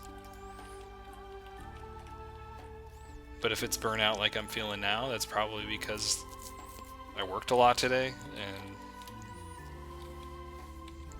and that usually means I should take a break or work on something totally different.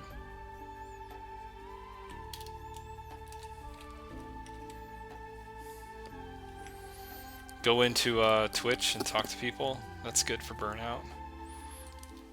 That's a great thing.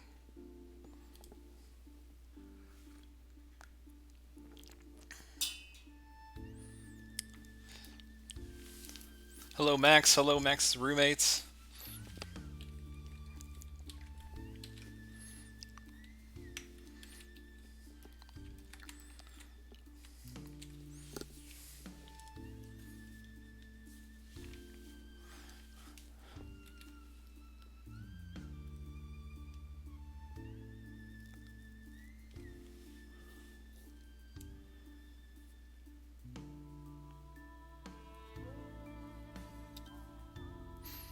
I noticed that. Oh, I mentioned that I wasn't happy with my work soon after I'm done with it. Uh, any fundamental in particular that is the most common for you? What do you mean by that? What any fundamental in particular that's most common for me? I'm not sure what you mean by that. Yeah, I mean, the thing is, like, you can't wait around for inspiration to hit you. You kind of have to go out and get it. And I truly believe in that. Like, you can do some research and just kind of figure out what you want to do. But I wouldn't spend any more than, like, a day on that. Or, like, one session on it. You know, next session, next day, actually start doing it, you know. Don't just wait around. You kind of have to go get it. Like, I always notice that, like, if I'm coming up with, like, a character or environment or something, I just have to start picking at it and start painting something. And that's usually when the ideas come to me. Like, if I'm in a meeting at work and oftentimes this happens at work, like, if we're having a meeting and I have a good idea and I say it, people are like, what? Like, it doesn't mean anything to them. But if I have an image and I show them the image with the pitch, they're like, oh, okay, that's cool. And I can have the idea, but it's like, it's not real for me unless I start painting it. And if I have no idea what I want to do, I just start painting and then something comes up.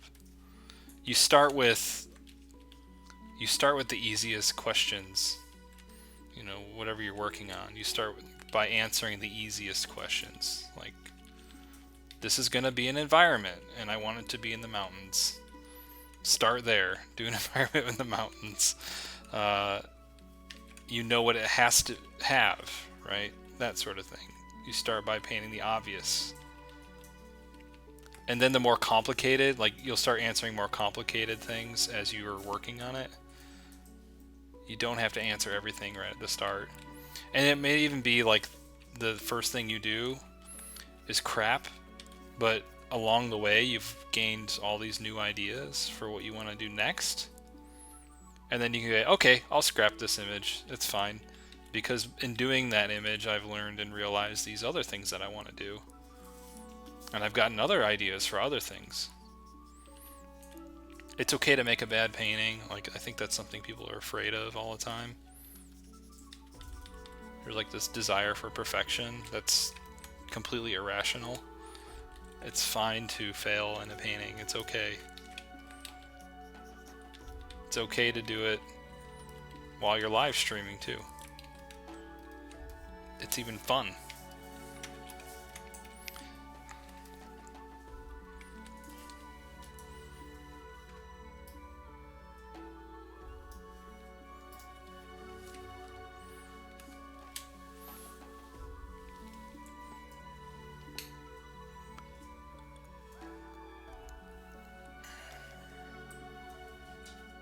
Oh, any particular part of a painting that makes me unhappy when I'm finished with it? No, I don't know about any particular part. It's hard to explain why I feel that way. I don't really know, actually, why I feel that way. I guess a lot of it is I'm just tired of looking at it. Not anything about the painting in particular, I'm just probably tired of looking at it. You know, so I think it's just that. And then maybe there's some things that I just feel is not right with it, but I don't have a good answer.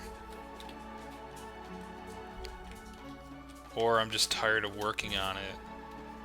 And I know there's things that need to be fixed, but I just don't have the care or energy to do it. That's usually with personal work. With professional work, I have to actually do it. But personal work, I'm more likely to give up on an image because no one's demanding me to do it.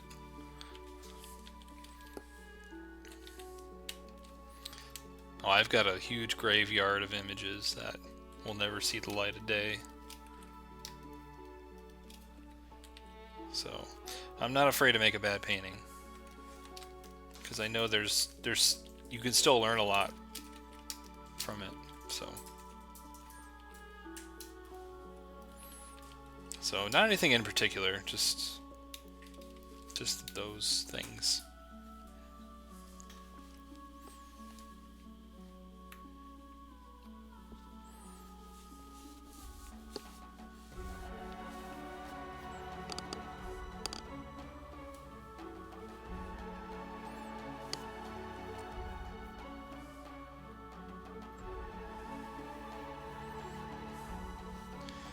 Durant.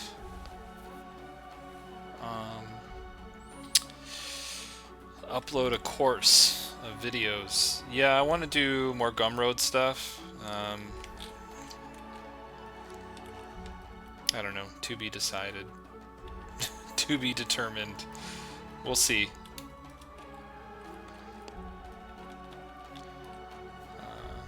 I had some time, that's why I was making a lot of YouTube videos, but I've been a little bit more busy lately, so we'll see. I want to do more. Just all on the time.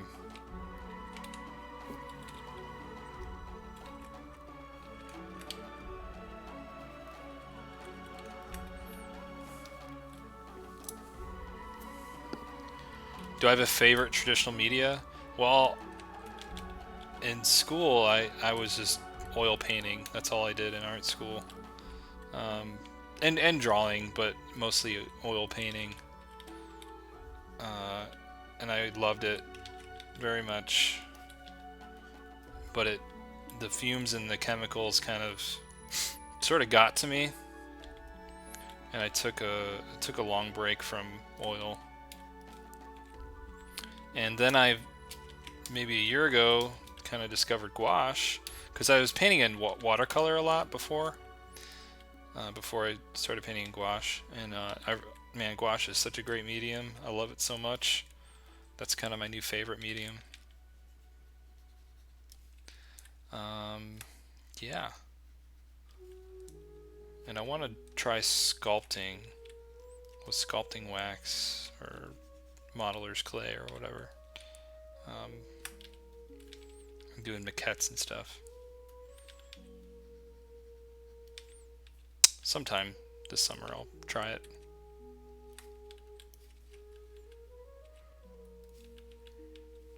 But yeah, gouache is my favorite right now. What about you?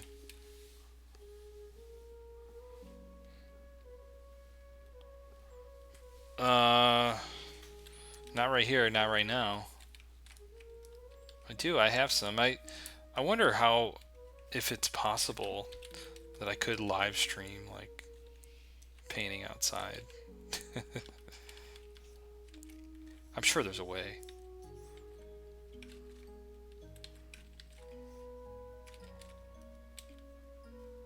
That's something I want to practice a lot more, actually. I want to do a lot more painting outside.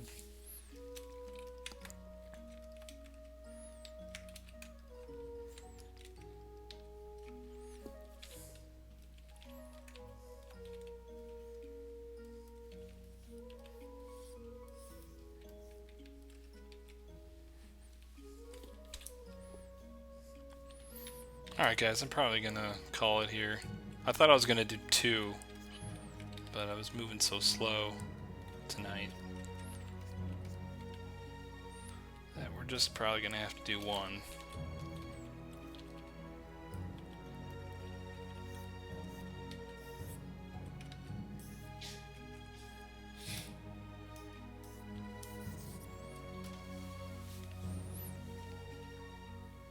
I have seen Peter Chan's work. It's really insane. He's very good. He's got such great color sense and design sense and everything sense.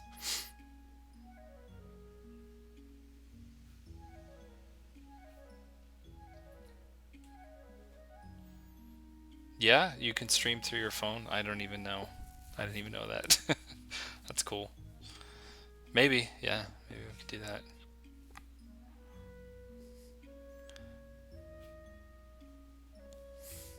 Alright, guys. I only did one. What can I say? It's one of those nights. I'll probably stream again on Sunday. I have a lot more energy on Sunday. So maybe I'll do something really fun then. Yeah, that's gonna do it. Thank you guys for joining me on both the Twitch and the YouTube. See you guys. Thank you, Tim, for dropping by. Yep, Sunday probably anywhere from noon to 5 Pacific time.